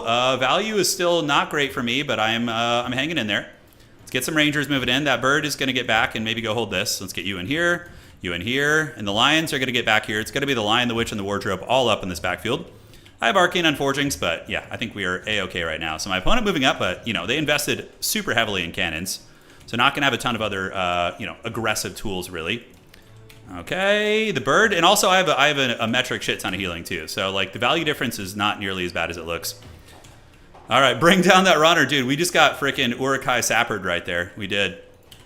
All right, so Rangers are here, and they're chilling. Let's get behind these guys. I have a metric shit ton of light cavalry now. We're going to get this guy in the woods until Larry can arrive. We're going to send you out, and you're going to reinforce. You guys can be unsummoned, get you back in the pool. And this fight we're just farming my opponent over here, so this is really good. This is like a huge win for us. Okay, so back here, what do we want to call in? War Lions? Sure, War Lions will be good against these foot characters. All right, up you go. We're going to keep that Phoenix back in the trees. And, now we're eating a little bit more firepower. Let's get an Earthblood there. So I think it's time to leave here. We don't care to be in this position, right? We're going to get Reavers. Bring them across, and I see it. I see the bloat. I can't let it happen. I cannot have that shame on my ancestors. All right, so they managed to stay online, and we're going to get the War Lions to go get on that gunnery wipe. Oh my god, this is a wild game, man. All right, so the doggos do get punished here. It's too close. It's going to get us. Scatter to the winds. All right, that was fine. It basically killed the unit that was already dead, so we're not too sad about that.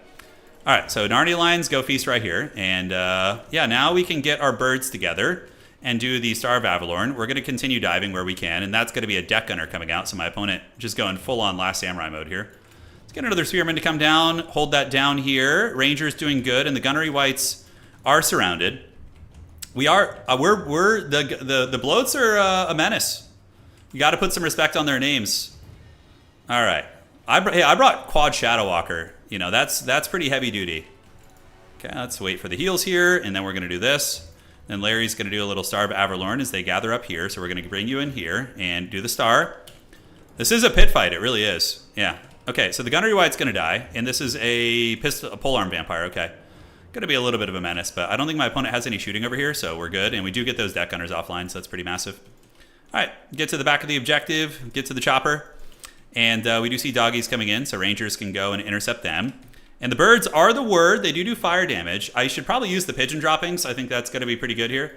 Let's get some silver helms coming in and move you guys out this way. Larry's going to pull back, and the rangers should just dispatch these guys. All right, so we're going to use our pigeon droppings right now. Yeah, I think that's going to be the idea. So you can go there, and then we're going to do this overhead. So we're going to gather over on top of you guys, and we're going to go in here and do this. Oh, yeah.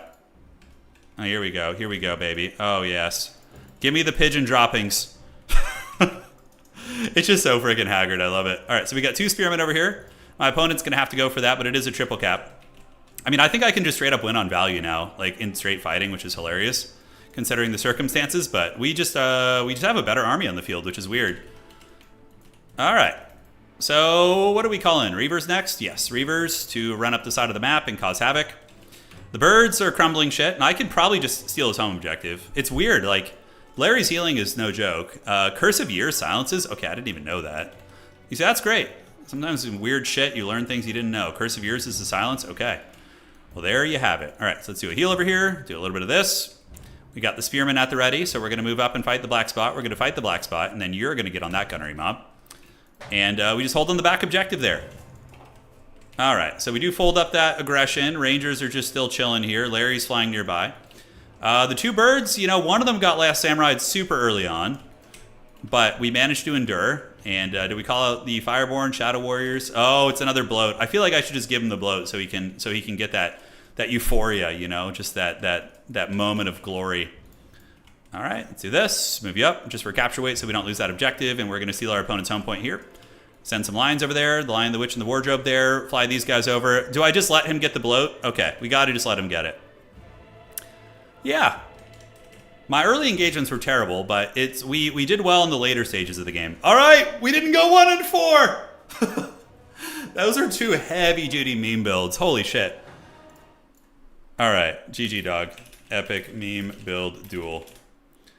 That was a very good meme build duel. Like the Shadow Walkers, the bloated corpses, the Queen Bess, the cannons with gold chevrons. The bloaty got 300 value. Put some respect on his name, you know? Yeah. Did it scratch the bloat itch? Yeah, it did. He tried 3 times. All right, guys. That was a fun one to end our High Elf run on. And I'm going to report the score now, and then we hopefully can advance to the grand finals. So that's going to be High Elves versus, what the hell is he playing? It's like it just happened. I can't remember. Okay, High Elves versus Empire Coast. All those football concussions are catching up with me. Years and years of concussions. It's great. Early 2000s parenting and, you know, high school sports. You got to love it. So Anticity went undefeated with his dreaded SE play, most likely. And he'll be... You guys, what's great is, you know, you got a High Elf stream. You got some mediocre games. And now you're going to get some Dark Lord High Elves. We'll cast Anticity's game.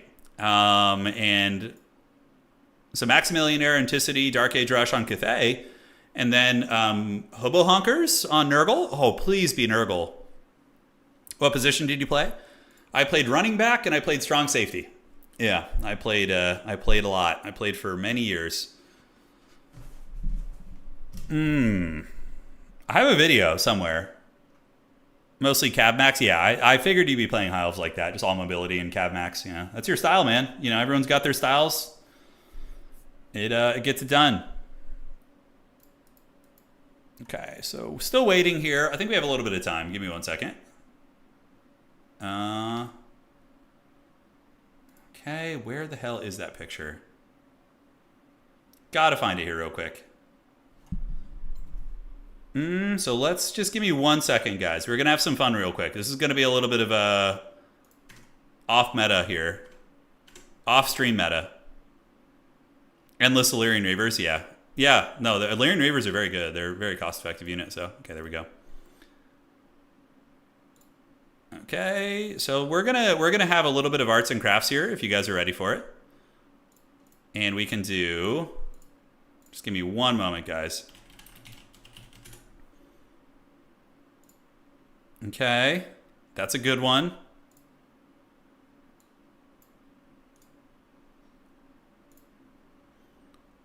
And we're gonna do this. Okay, just about ready.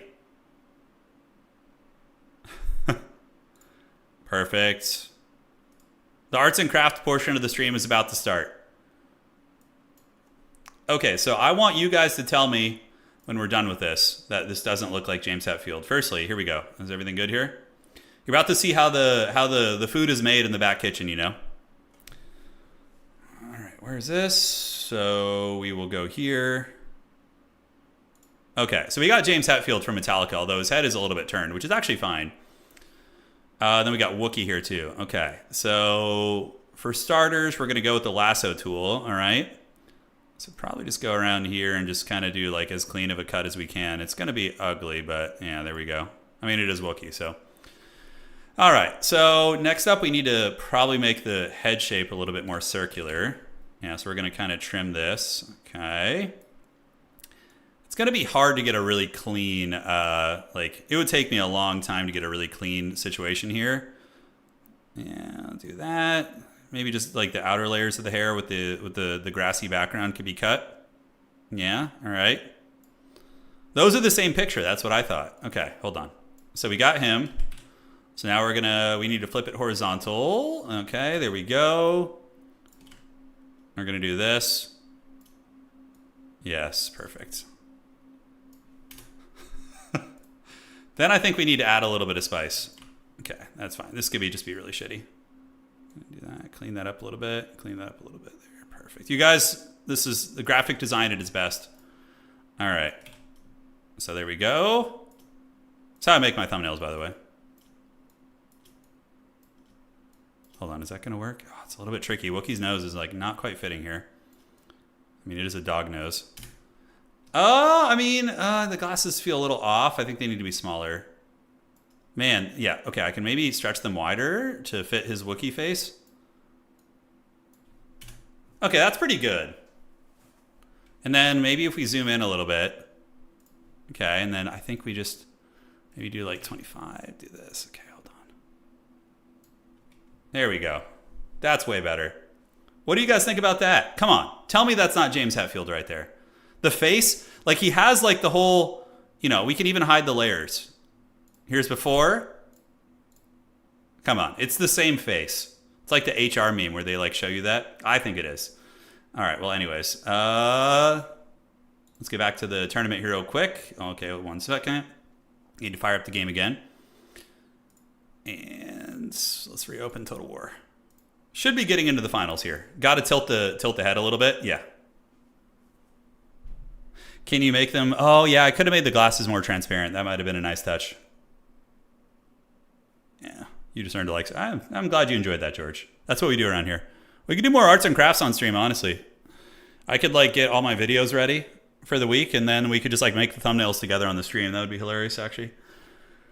You guys can give feedback on which ones you like, which ones are better. Don't do it. Okay, so let's see here. Maximillionaire dropping from the tournament. Damn shame. Homie's got to go, I guess. And we are ready for top 4. Cool. So let's go back to Total War. And top 4 here. Okay, so that's going to be this. Primary game. Perfect. And let's advance to top 4. Thumbnail stream would be hilarious. It's fun. I like doing that. It's a good time. Anything but streaming. I don't have a good setup for like all of my miniature stuff's out in the garage. Okay, so it's Anticity, Grand Cathay, Snickerdoodle. You made top 4 because homie had to leave. So Snickerdoodle, Yo-Yo, you made top 4. Max had to leave. Started doing MS Paint. I was probably doing MS Paint before Pirate was even around.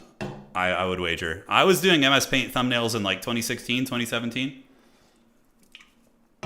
Yeah, we were an OG of that. Okay, so we're going to advance to top 4, and let's do this. Perfect. The garage stream. Yeah. You had a chance to watch the semis game from yesterday? Which semis? Oh, not yet, no, but I will get to it. I remember now. I remember. You in? Let's see if Snickerdoodle wants to play. I don't know if he's here. If Snickerdoodle's not around, then we will go down the list and continue taking players till we get our top 4. All right, Snickerdoodle, I need you to respond, buddy. Okay, he's here. Aces. Top 4 time. And it is going to be Maximillionaire dropped, so it's going to be Snickerdoodle versus Anticity. Okay, you play Ents. Okay. Snickerdoodle versus Anticity.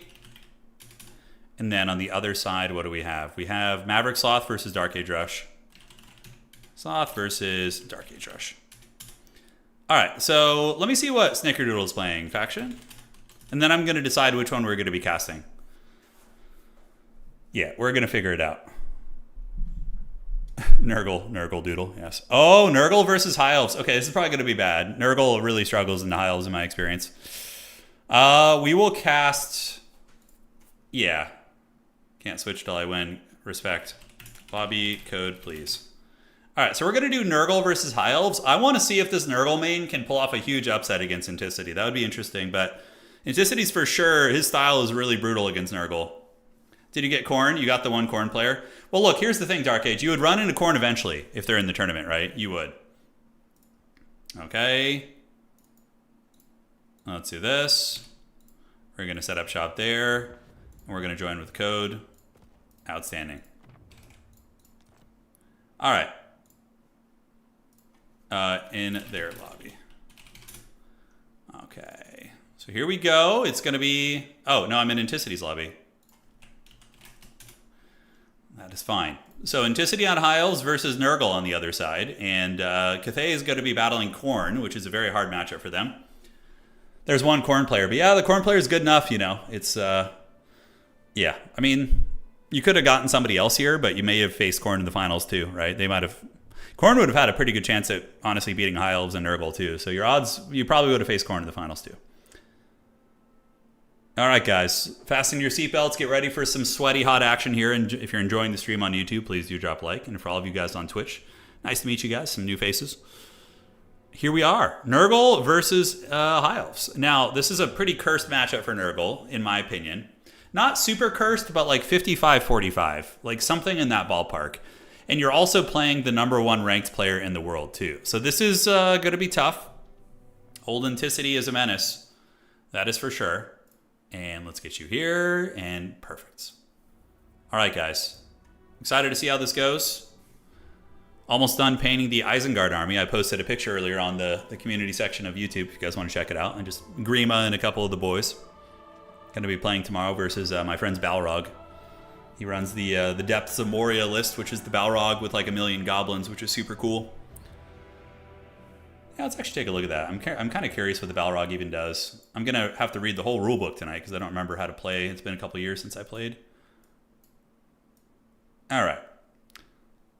So if we take a look while we wait for these guys, you know, we can do Depths. The Depths of Moria is what he's playing. So, yeah, the Depths of Moria... Yeah, so you really just have your Goblin Captains and the Watcher in the Water. So probably going to see the Balrog. And what units do they have? Not a whole lot, really. You just have the Moria Goblin, the Prowler, which is... What the hell is this thing? It's a 7-point model. It's like a little weird Goblin Assassin character. Oh, it's got like a two-handed weapon. Okay, so it's like the two-handed weapon. Stock Unseen. I don't know what that does. And Backstabbers and Cave Dwellers. Okay. What the hell does the Balrog do? Okay, so it's got a fight value of 10, so the Balrog's going to win like most fights that it's in. It does have... Wow, that stat line is nutty. 4 attacks, 10 wounds.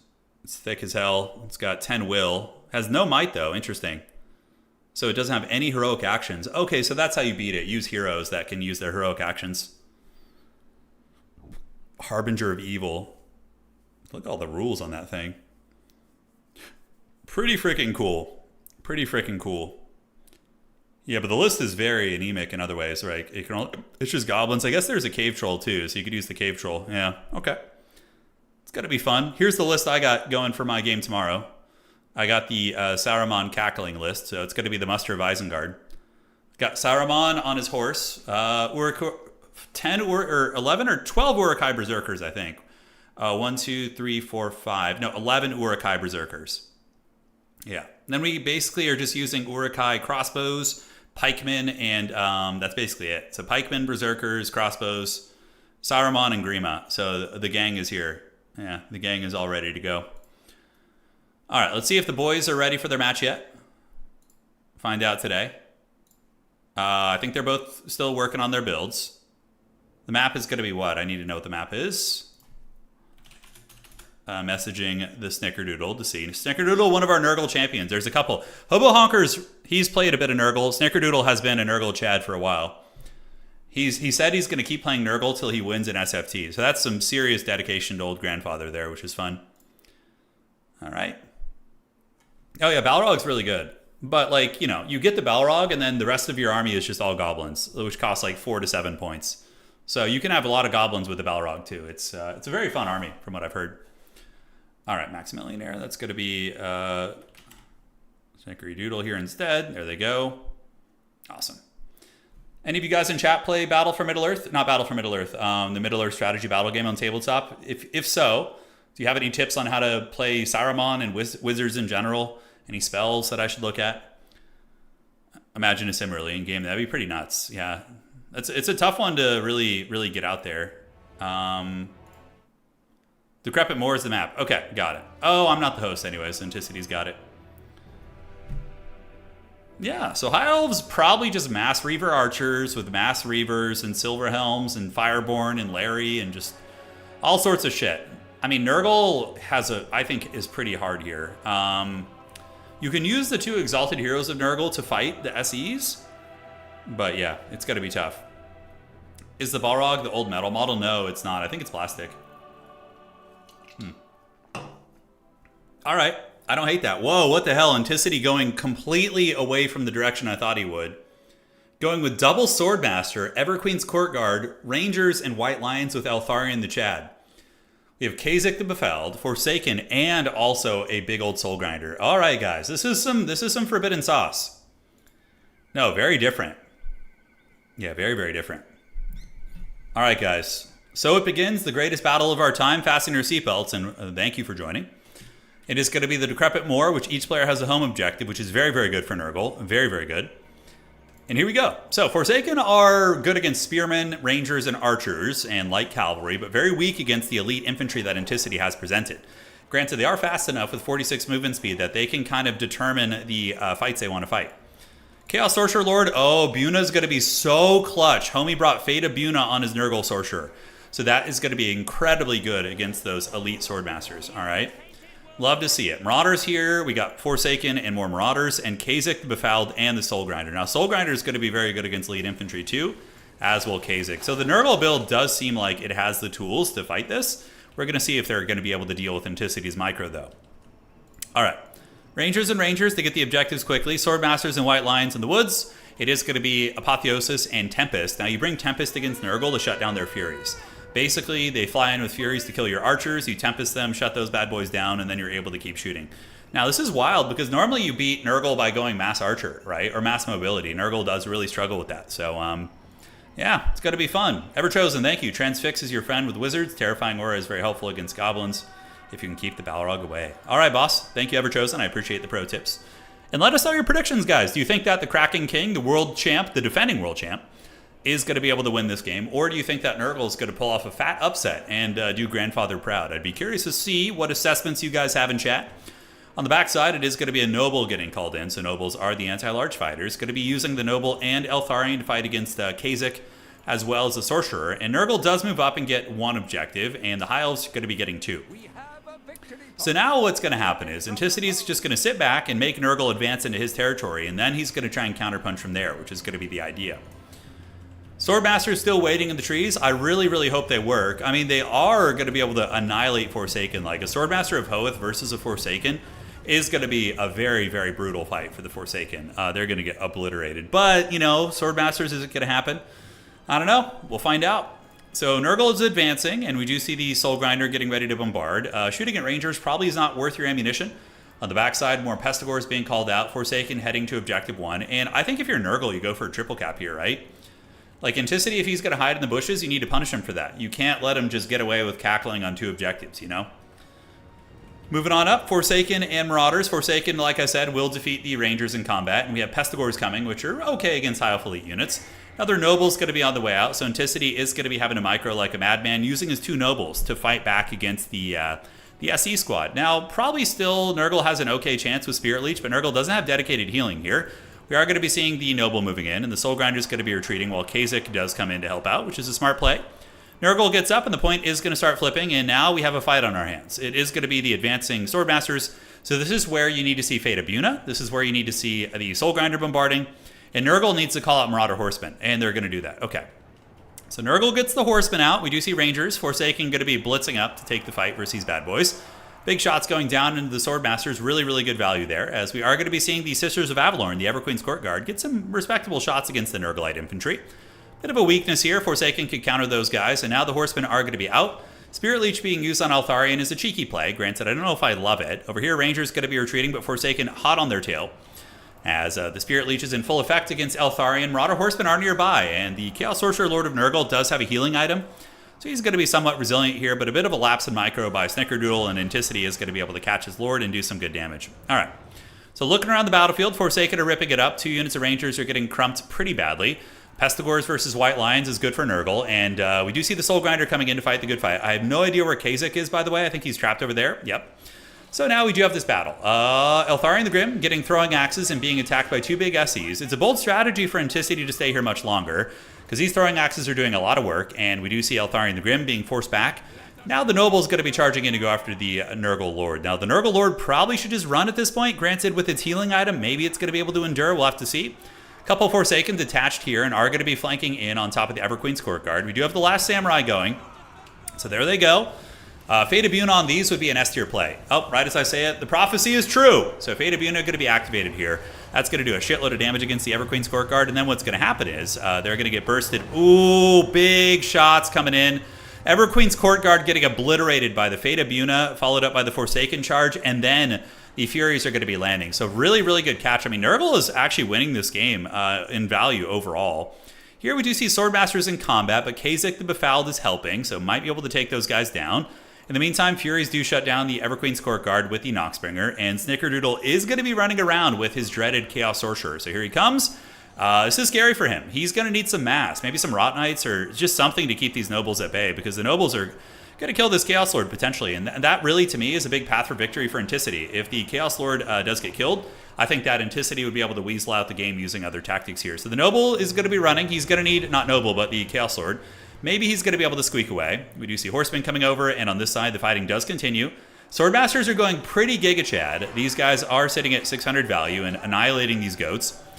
Nurgle Sorcerer's running, dropping a Curse of the Slug, which is super clutch, but then he lapses in his movement micro here and does end up getting caught. That character needs to run away, not fight Eltharion the Grim in combat. Looks like it's going to turn and fight. No Fecundity, and now the Terror Route is going to force that thing to run, which is going to be very good. Lions on the way in. Anticity is pulling value back a little bit. Over here, the fighting does continue as Kha'Zix the Befouled able to help win some of these fights. And we do have more Rangers coming in. Nurgle does have a double cap for now, but this is a very precarious play for them. Snickerdoodle needs to pay attention. He's a little bit light on the micro here with this unit. Now he's going to run. Is he going to get away? He's wavering. He's at -8, and it might be a true break. He stabilizes at 7. He needs to get that Nurgle Sorcerer away. Otherwise, he's just going to lose the game. So there is going to be another unit of Chosen coming out. Not another, but the first unit. And the Horsemen are going to continue pounding Eltharion the Grim as he does attack into some of those, and that Nurgle Sorcerer will be getting away now. Now, Pestigores into Swordmasters is not a bad trade for Nurgle. Soul Grinder here getting attacked 2v1. This is how Ent gets back in the game. He's getting these picks, right? Just the micro and the targeting and getting these assassinations is so effective. Over here on this side, Pestigore is going to lose the Swordmasters, and the Elite Infantry are starting to grind some value back here as the Horsemen attacking into Rangers, and the Nurgle Sorcerer is back in business. But he needs Fecundity. He needs to get that heal. Like, get this and this and get a big Fecundity on both of them. Chosen of Nurgle are going to be pretty Chad here. Oh, no. The Disintegrating Soul Grinder is so painful, guys. Because that thing had 3,000 plus health, which is all going to be going into the trash right now. So Anticity probably just won the game. The Soul Grinder dying here and the Nurgle Sorcerer getting beaten down like that, I think is going to be enough. Unless Anticity really blunders, which I don't think he will. I mean, if he throws Eltharion the Grim into a bunch of throwing axes and loses him, maybe. On the backside, it is going to be more Pestigores getting called out, and the throwing axes are going after Eltharion. In the meantime, we do have the Nurgle Chosen in, but they're fighting, things that are counters to them. But yeah, that crumbling on the demon here is going to be extremely devastating. Eltharion is low on the outside. Kha'Zix, this was also a big mistake by Snickerdoodle this game. Having the Kha'Zix the Befouled lurking and fighting infantry the whole time. He should have been over here. I mean, he is anti-infantry, yes, but he should have been helping against some of the SEs and the characters and all that. So, Marauder Horseman getting char-pitted. Eltharion is very low. Spirit Leeches are going to be doing a number on him. Kha'Zix is going to continue fighting Swordmasters, which honestly isn't a terrible idea at this point since you're already over there. But Nurgle is really on the back foot. The Chosen and the Pestigors are fighting a good fight, but it is dodgy. We need to see more Horsemen from Nurgle. Nurgle needs to call out another Horseman to try and deal with a big man Eltharion, who does move in. Granted, he might take some damage from those Chosen. They're no joke. Spirit Leech activated. It's going to be countering the healing of Apotheosis, really. Kha'Zix the Befouled going to be battling Lions and the Swordmasters over there, so a bit of a tricky one. As we do see the Warden's bombardment going down, which is very nice. 1300 HP on Eltharion. Chosen trying their best, fighting some hard fights. Double Horsemen are now back, but on the flank, Anticity does have Silver Helm, so he's going to be able to chase those guys off. Eltharion the Chad sitting at 1600 HP, 1300, yeah, so a little bit low. Do we have Spirit Leeches? Do we have Bunas? It looks like Anticity is going to be able to take this game over. Now, if I do think that the Nurgle player was winning this game, and it was totally their game to lose. I think that some of the engagements and the characters getting caught in bad positions is probably what cost Nurgle this game. But still, when you play against a player of Anticity's caliber, it can make you make mistakes like that, right? It's very, very tricky. But yeah, I think Nurgle actually had this game won, but did kind of fumble a couple elements and did end up losing it. But Snickerdoodle still played a very good game. He had Anticity on the back foot, which is not an easy thing to do.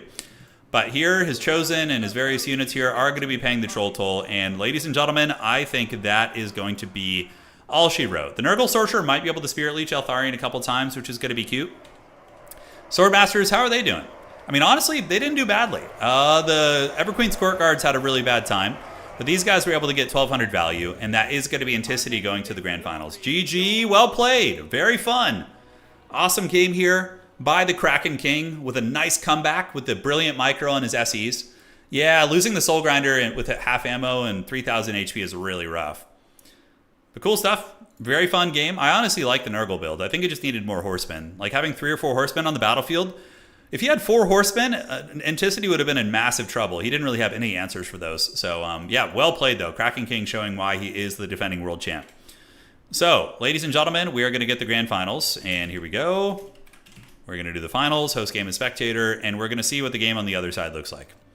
Will it be Grand Cathay and Dark Age Rush, or Maverick Sloth and his Blessed Corn?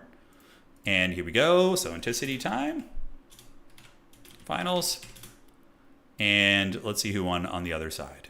If anybody yet. Maverick Sloth and Dark Age still playing it out. What makes a demon start crumbling? Alex, when it loses its leadership. When its leadership goes below 0, it starts disintegrating.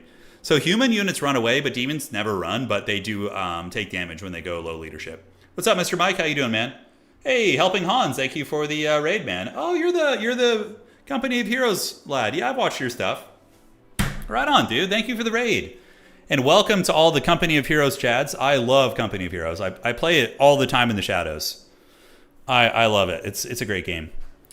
That's how I met Orange Best. Yes, the Dark Lord of that game. Yes, Mr. Mike, all's going well. We got wrecked tonight. We had a very bad night, but it was still very fun. We faced some bloated corpses, and it's going to be High Elves versus either Khorne or Grand Cathay. We're going to see what it's going to be. Yes, perfect. You play some Warcraft 3. Yeah, I do plan on getting back to some Warcraft 3 eventually. We did kind of, take a break from it after, because, the Grubby event was just like a month straight of grinding Warcraft 3, like really sweaty. But I do plan on getting back to some Warcraft 3. You know what? Maybe we'll do a stream this week. That'd be fun. I do miss it a little bit. I do miss it.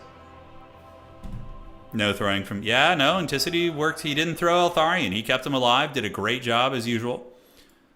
And now we're just waiting for Maverick and Cathay. I think I would be interested in seeing Cathay as opposed to Khorne, because Cathay is not a faction we see commonly in the Grand Finals. It would be really cool to see what they can do. They would probably... I think Cathay would be good against mass mobility High Elves. Using the Crowmen and Jade Lancers to fight off like the light cavalry of the High Elves seems pretty good. Seems pretty good. You should do Co 3, Not in the Shadows. I love that game. Yeah, I really enjoy Co. It's really fun. Can you use the special of rest units in these tourneys? You cannot. No. They are not balanced for multiplayer in terms of their cost and abilities. Granted, I think you could probably balance some of them and have them be playable. I mean, there's some factions that have campaign-specific units that I don't think would be too bad. That would actually be an interesting thing to look at. Like, what units would be cracked and what units could you add to multiplayer and, you know, have it be fine. Like, the Empire has all these units, guys. They have crazy amount of campaign units. Like the Brazen Bulls and, you know, the Sterling River Patrol and all these guys you could add in. Potentially could be very fun. You missed Fimbulwinter? Yeah, Fimbulwinter was really fun. It eventually got nerfed, actually, which made me sad. But that was probably my favorite experience in playing that game. Playing Age Mythology, which is playing the Norse and just spamming Fimbulwinter and watching the whole map suffer. It was so funny. All right, what do we got on the other side? Still waiting for these guys. Anticity with the win, and I'll have Maverick Sloth let me know when they win that game. Let me know when done. Cool. Yeah, Kislev does have very good cheap cavalry, though. The Kosovo Dervishes are, I think, one of the better light cav in the game. The Unbreakable and their good stat line, it's very nice. Yeah, Kislev would be really strong if they got like some cheap expendable, you know, that would be really good. But I mean, the Kislevite Warriors are about as cheap as you're going to get for those guys. Kislev is supposed to be an elite faction. Jade Lancers will beat Reavers one-on-one 100%. It's not really an apt analogy, though, Ricochet, because typically it would be a Reaver versus a Peasant Cav, which favors the Reaver. But yeah, so Jade Lancer is like a pretty well-armored cavalry unit. It's going to defeat most light cavalry in combat pretty decisively. Yep, just waiting for the grand finals, other side of the bracket to finish. And we'll see who's going to be arriving. We didn't use any Phoenix Guard today, yeah. We didn't really get a chance to go super elite, did we? I don't think so. I'm curious to see what Anticity is going to be cooking up for the finals. I mean, we were expecting single entities and mass mobility, but he did not do that. He did not. He went with elite infantry, which is pretty cool to see. As soon as we get a big patch, too, I don't know when that's going to be. We will maybe have our season finals coming up soon. I think it's time for another major event. Styler says, try my best in battles in Total War Warhammer 3, but mostly the guys who blobs a lot of units. But I mostly... blobbing is totally... I mean, in domination mode, it's viable on some maps. If you're playing on a map where you do not have a... where you have a home objective, you could just like move to the central contested one, but on wide maps, blobbing is really difficult. It is. The Elithanar Griffin unit would be bonkers. Yeah, I forget what those things are called, actually. Yeah, Maverick is having a grindy duel. I mean, Cathay games typically go to the wire. A Silver Helm versus a Jade Warrior. I would probably give it to the Silver Helm. Silver Helms will beat Jade Cav. They just have a better stat line. They're more expensive, though. They're 900, and I think Jade Lancers are like 800. But it depends if the Jade Lancer has Harmony, too. I still think the Silver Helm probably wins it. Yeah. Yeah, this game's great. I mean, Total War multiplayer is awesome. We have a really, really healthy scene that's been going for freaking almost 10 years. And, well, I mean, I guess we didn't really start hosting tournaments until like 2017, 2018, but it's been going strong for a long time. Our tournaments are really active. We have a lot of tournaments every week. Really healthy kind of season of play. So yeah, feel free to join the Discord if you guys want to get involved. But yeah, we'll do some some Warcraft 3 maybe this week. Company of Heroes is great fun. There's like really epic moments in that game. One day Nurgle shall bless me with a Turin win. You were winning that game, Snickerdoodle. You for sure were. I think just your Lord being a little bit trapped out and your Soul Grinder getting caught by the nobles was rough. You just needed like one kind of anti-large like assist. If you had Kha'Zix with your main army instead of on the flank there and had him fight the nobles and help defend, I think you win that game. Yeah, it was very good play. But Kha'Zix just like grinding with some infantry on the side was not happy. You did really, really good. How much rich donation per day? What do you mean, Desert Fame? Are you talking about for the prize pools for the tournaments, or the tournament prize pools for Total War range from $500 for like for the championships to, if it's an official Creative Assembly event, it's going to be like $2,000, maybe $3,000 tops. So it's not huge, but it's a nice little bit. All right. Let's see. All right. Let's see. I would assume Corn usually wins that matchup. Yep, Corn got the dub. So it's going to be Corn versus High Elves in the grand finals. Okay, great. So Maverick Sloth is on their way in. And, yeah. Cathay and Nurgle banished to the Shadow Realm. It is time for High Elves versus Corn. And we're going to go from there. Anything new about Age of Wonders? I think, Age of Wonders. I'm not sure. I know there's something coming. Pays better than 40K. Yeah, I mean, 40K is... 40K tabletop is a very tricky thing to build a competitive scene around. It's obviously it exists and it's very fun, but yeah, a lot of balancing issues and you know, with tabletop like wargaming, there's so much room for cheating and like shadiness with like dice rolls and over measuring and under measuring. It's like, oh god, I do not envy because I love playing in tabletop tournaments. I love it. It's so fun. But I do not envy the tournament administrators or like the uber sweaty top tables. Oof, it's rough. No, Kieran, no. I don't know how to play High Elves well enough to do that. Yeah. Corn is really good. Yeah, Corn was winning a lot of tournament finals like 6 months ago. They've kind of slowed down a little bit, but they're very good. The World Team Championship starts in 2 hours. Oh, I'm guessing that takes place in Europe. Got it. All right, guys. Hopefully there's a motorcycle. It's very likely. I mean, the Skull Taker did get nerfed in the last patch, but he's very, very good. We could definitely see him in action. Okay, what's going on here? No, Sisters of Avalorn are okay. They do a lot of damage. They have armor piercing and magic damage. So there are some matchups in which that's very relevant. But I wouldn't say Sisters of Avalorn are like a meta unit, but they do see play. We saw someone win a tournament with them recently. High Elf Dragons are really good. No, ADR, they're very good. Yeah, I just didn't use them tonight, but High Elf Dragons are very, very strong. The breath attacks, the damage, you know, all that is good.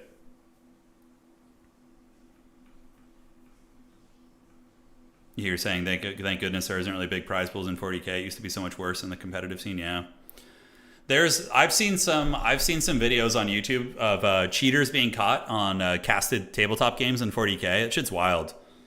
It's just wild, and it's like, God, man.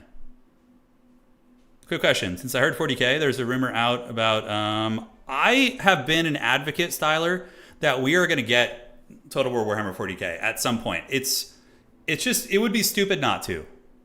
You know, it's just a cash printer for them, and it's fun for us. It's a win for everybody. So yeah, I think we're gonna get it at some point. Okay, High Elves versus Corn. Corn does have a bit of a cream-colored banner. It's going to be Road to Talabheim, so very big open map. But here's the thing: Corn is incredibly mobile. Actually, they have the Fleshhounds, the Furies, the Horsemen, the Skull Cannons. It's gonna do it. I don't know, T-Rex push-ups. I don't know what it is. Yeah, some witchcraft for sure. Maverick is a very good Corn player. It is an RTK versus ODM Civil War. Not Civil War, but Duel of Fates, I should say, since they're different. Total War Warhammer Star Wars. You know, I think 40K would be better than Star Wars, but Star Wars, if they let me play Palpatine, that would be the only character I'd play. It'd be so funny. Oh, man. Star Wars, though, I don't think it'd be... Star Wars would be maybe further down the road. How do people cheat in tabletop? Oh, Dark Age. My sweet summer child. Cheating in tabletop is so common. People will roll a bunch of dice, and then they'll pull the dice before you see what they rolled, and they'll say it was the number they needed. They will measure if a unit moves 5 inches. They'll measure, and then they'll move it 6 to 7 inches forward. You know, they'll move things after the fact when their opponent's not looking. They're going to bump miniatures, like when they're moving something else, to move it forward another couple inches to get it in range of an objective. There are so many ways people cheat in tabletop. I've had it done to me a couple times. Yeah, it's not fun. You got to call somebody in to, you know, to keep tabs on it. If you suspect that, you call one of the administrators. Yeah, it happens. It's easier to explain how people don't cheat in tabletop. It really is, yeah. You really, like, at a high level, if you're playing... So I've played Warhammer the Old World at a relatively high level when I was active. I was able to win maybe 4 or 5 tournaments. I've only ever won one 40K tournament. No, 2 actually. I won one with Death Guard. It was just an RTT though, and one with Black Legion back in the day. And in those top table games I was playing in, you have to watch your opponent like a hawk. You have to watch everything. Like when they move a unit, you have to like make sure they're moving at the right distance. I mean, unless it's somebody you know who's like a friend or something, at the store. But if it's a stranger, you got to watch them like a hawk. At high level play, that's almost as important as being good at the game, is like being really attentive to what your opponent is doing and just like watching everything. You got to be really on it. You got to ask them to roll, make sure they roll the dice where you can see them, all that shit like that. Yeah. It's very, very wild. But honestly, I'm making it sound scary, but tabletop tournaments are so freaking fun. I love it. Like being able to test your might and your armies against other players when it's played fairly is so fun. Yeah. I would love to see Warhammer 40K just be made into a computer game. If Games Workshop just launched like a digital version of Warhammer 40K that was super well designed, like everything was just like from the game is in there, and it's just like updated periodically. Like I don't know. That might hurt their sales though, is my only concern, because people might just do that instead of buying the miniatures. But you have any ideas about expanding the multiplayer format? Conquest? No, I mean, not really, Rogelio. I mean, Domination to me is the most competitive and ideal format, so that's what I focus on. We'll see what the future holds with upcoming games, Hopefully we just get one game mode in the future and go from there. Yeah, Jerry, I've only had maybe people cheat against me once or twice. It's not like super common, but it has happened. Yeah. RTTs are usually more chill. GTs are the ones where it gets very sweaty. I've only ever played in one GT, so. All right, guys. Ladies and gentlemen of the old world, welcome to the grand finals of tonight's tournament. Spawning in on the north side of the map, it is going to be Anticity, the Kraken King, the defending world champion, coming in with a Ranger opening. So Homie's going to be using his Elven Rangers to get the Vanguard objective capture with the Sisters of Avalorn once again, which makes sense against demons, with the magic damage and fire damage. Not so much fire, but the magic damage is very, very relevant there. And guys, we do have a Moon Dragon here and a Princess on a Star Dragon. So very cool. A Dragon Monster Mash build. Princess will have the Volley of Arrows ability, which does good damage. Double Breath Attack, so going to be 6 Breath Attacks in total. And a Noble. Now, wait. Okay, he's going to have a Healer in reserve. Okay, there they go. So taking a look here at the forces of Maverick Sloth, he is our Cornate champion. Frontline's going to be Marauders. Backed up by Corngors, which makes sense, because you have Narnia Lions, you have Reavers, you have Silverhelms, you have Dragons. So having halberds against high elves is very, very good. Oh yeah, dude, talk dirty. It's going to be the Skull Crushers of Khorne, one of the coolest units in the game. Very heavy metal. We got Valkyrie the Bloody in the sky, Marauder Horsemen, and Chaos Furies on the flanks. Oh yeah, my last comment before we focus explicitly on the game. I love competitive 40K and competitive tabletop in general. Like I like to play competitive. That's my way. But it does have its problems, but honestly the benefits and the fun outweigh those problems. 100%. Competitive 40K rules. All right, guys. So moving on up, we do get the Marauder Horseman going to be chasing down the Princess here, and we do get 2 Fleshhounds of Khorne over here on the other side. So there they go. And so it begins. The objectives are being claimed. One objective is going to be going to the Blood God, and Anticity going to be looking for breath attacks. He's going to be trying to get on the side, maybe get some breath attacks on these bad boys. Marauder Horseman throwing axes up at the Princess. The Princess does have volley fire as well. So there is going to be some firepower that can come from the Princess. Valkia, does she have the Demon Shield? She does. So basically, you fight when the Demon Shield is active, and when it's gone, you run away from the dragons. That's going to be ideal. All right, guys. Marauder Horseman going to be pulling back. First breath attacks coming in, and we do get one down the pipe there. And it doesn't really hit too hard. Some of the Marauders do get cooked, but really not the end of the world. All right, so Khorne is going to be the one taking the initiative and grabbing the 2 objectives. It is going to be up to the Kraken King here, Anticity, to grab this. Sisters of Avalorn going to be very good here. Going to be poking. Granted, they are shooting into shielded units. Khorne doesn't have any skull cannons or some of the typical units they would use to shut down these type of archers, so they're just going to have to raw dog it. Granted, Valkia could use her Sleipnir ability to try and wreck the Sisters, which would probably be a very good play. And now we're going to be seeing Cab moving in the front. So this is where you're going to be seeing the dreaded Anticity Cab micro. Hopefully you guys are ready. Khorngors might move up, but the Silverhelms are going to get in. Breath attack coming in from the Dragon there. Very, very nice. Yeah, not bad. It gets in there. And the Marauder Horsemen of Khorne going to be countercharging, which is odd. You definitely don't want to get those guys in range. They do get shot. And now we get a big flank overload coming in. So it's going to be Furies, it's going to be Dogs, and the Skull Crushers coming to party. Silverhelm's called in. Silverhelm's will beat the Fleshhounds, so that's pretty good. And Valkia is going to be coming in to try and shut in. And Khorne is actually going for an aggressive dive. Maverick Sloth needs to get his Bulldog Cav in here and get them on top of the enemy cavalry if he can. But so far, Anticity is defending his lines pretty well. Here comes the Bulldog Cavalry and Marauders of Khorne, and the big collapse of the Blood God is on. Engagements on all fronts. We do see Silverhelms into Marauder Horsemen, which is very odd that the Marauder Horsemen would move into combat like that. Sisters of Avalorn are Netflix and chilling so far. They have not been dove, but the Furies are going to be getting there, and we do see some nets going down. So there's going to be a fat net activated on the Skull Crushers as another unit of Skull Crushers is on its way in, ladies and gentlemen. The Knights of the Brazen Throne are in, and Furies do get on top of the Sisters. So this is going to be very bad for Maverick Sloth if these Cav get in there. Oh, give it to us, Precious. Oh, yeah. Knights of the Brazen Throne. Absolute Giga Chad charge. Doing brutal damage against the Sisters. They're getting torn up in combat. Now, aside from the rest of combat, Skull Crusher is actually able to get a bit of an engagement versus the two monsters, and there's going to be a Sleipnir right there, which is not going to do a whole lot. That was a bit of an unfortunate Sleipnir, but not the end of the world. Valkia going to be attacking into the dragon, and those Sisters got folded like a piece of paper. That was not good for them. The Knights of the Brazen Throne are going to continue fighting. Now, they are an anti-infantry unit, but they still have really good stats, so they are going to be able to fight back against the elite cavalry. Sisters of Avalorn basically KO'd. Anticity does have a value lead here, though, and that breath attack is going to be really nice. So the Star Dragon dropping a big breath and able to kill a fair amount of those elite cavalry units. Halberds are hanging nearby, and Anticity is getting back in the game a little bit. As his breath attacks here are doing quite a bit of work. We do have more Khornate units. Minotaurs coming into the backside. Rangers versus Khorngors is very, very good for the forces of the High Elves. And it looks like a Plague of Rust activated or a net. Okay, so net activated on the Knights of the Brazen Throne.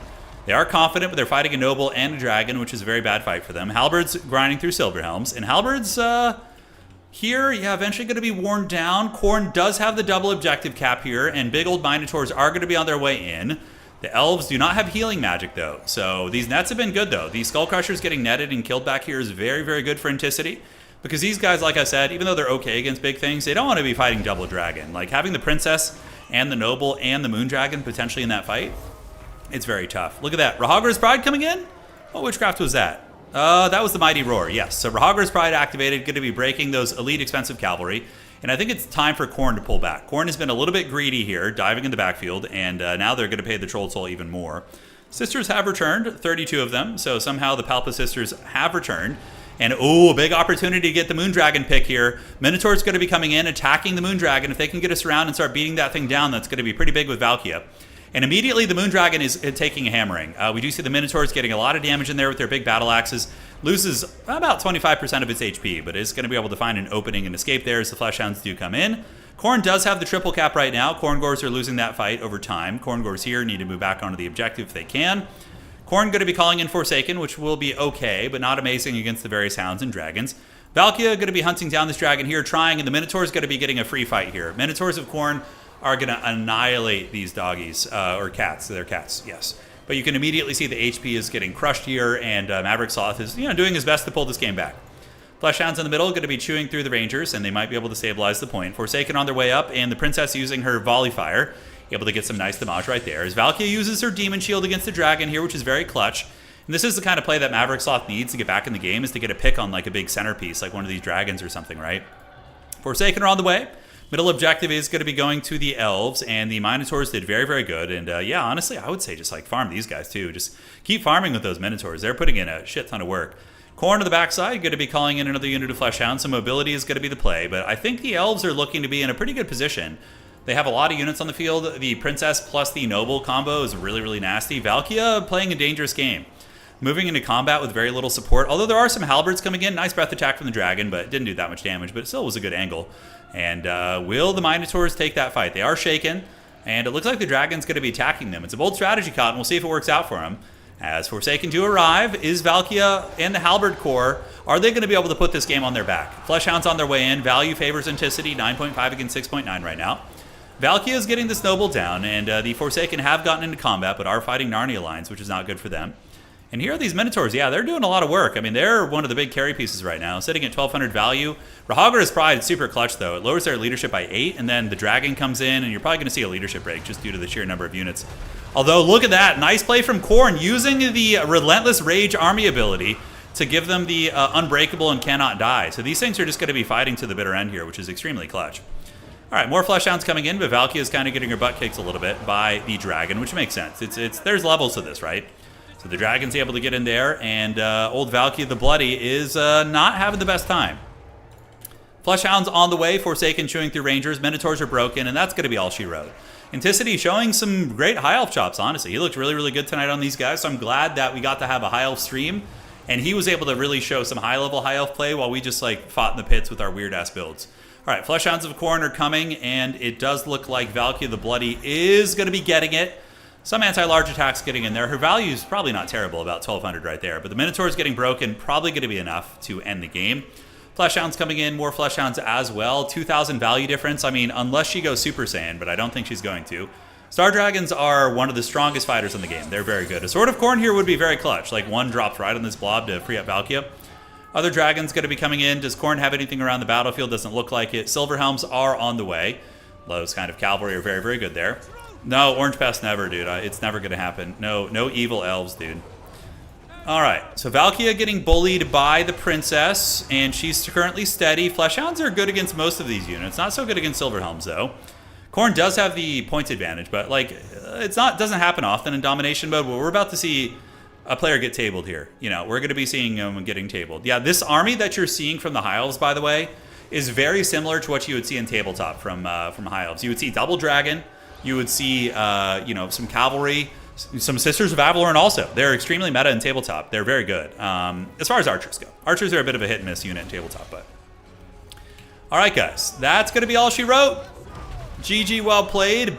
Beaver in chat, my nemesis from the last round, saying that Queen Bess would have feasted on him. Yes, it would have been great against the dragons. And that is going to be all she wrote. GG, well played. Once again, the Kraken King coming in with a late-night tournament victory, showing why he's the boss hog at the moment. The World Championship's going to be coming up soon. I think I'm going to maybe, you know what? Let's do the next World Championship at the end of August. I think that's going to be good.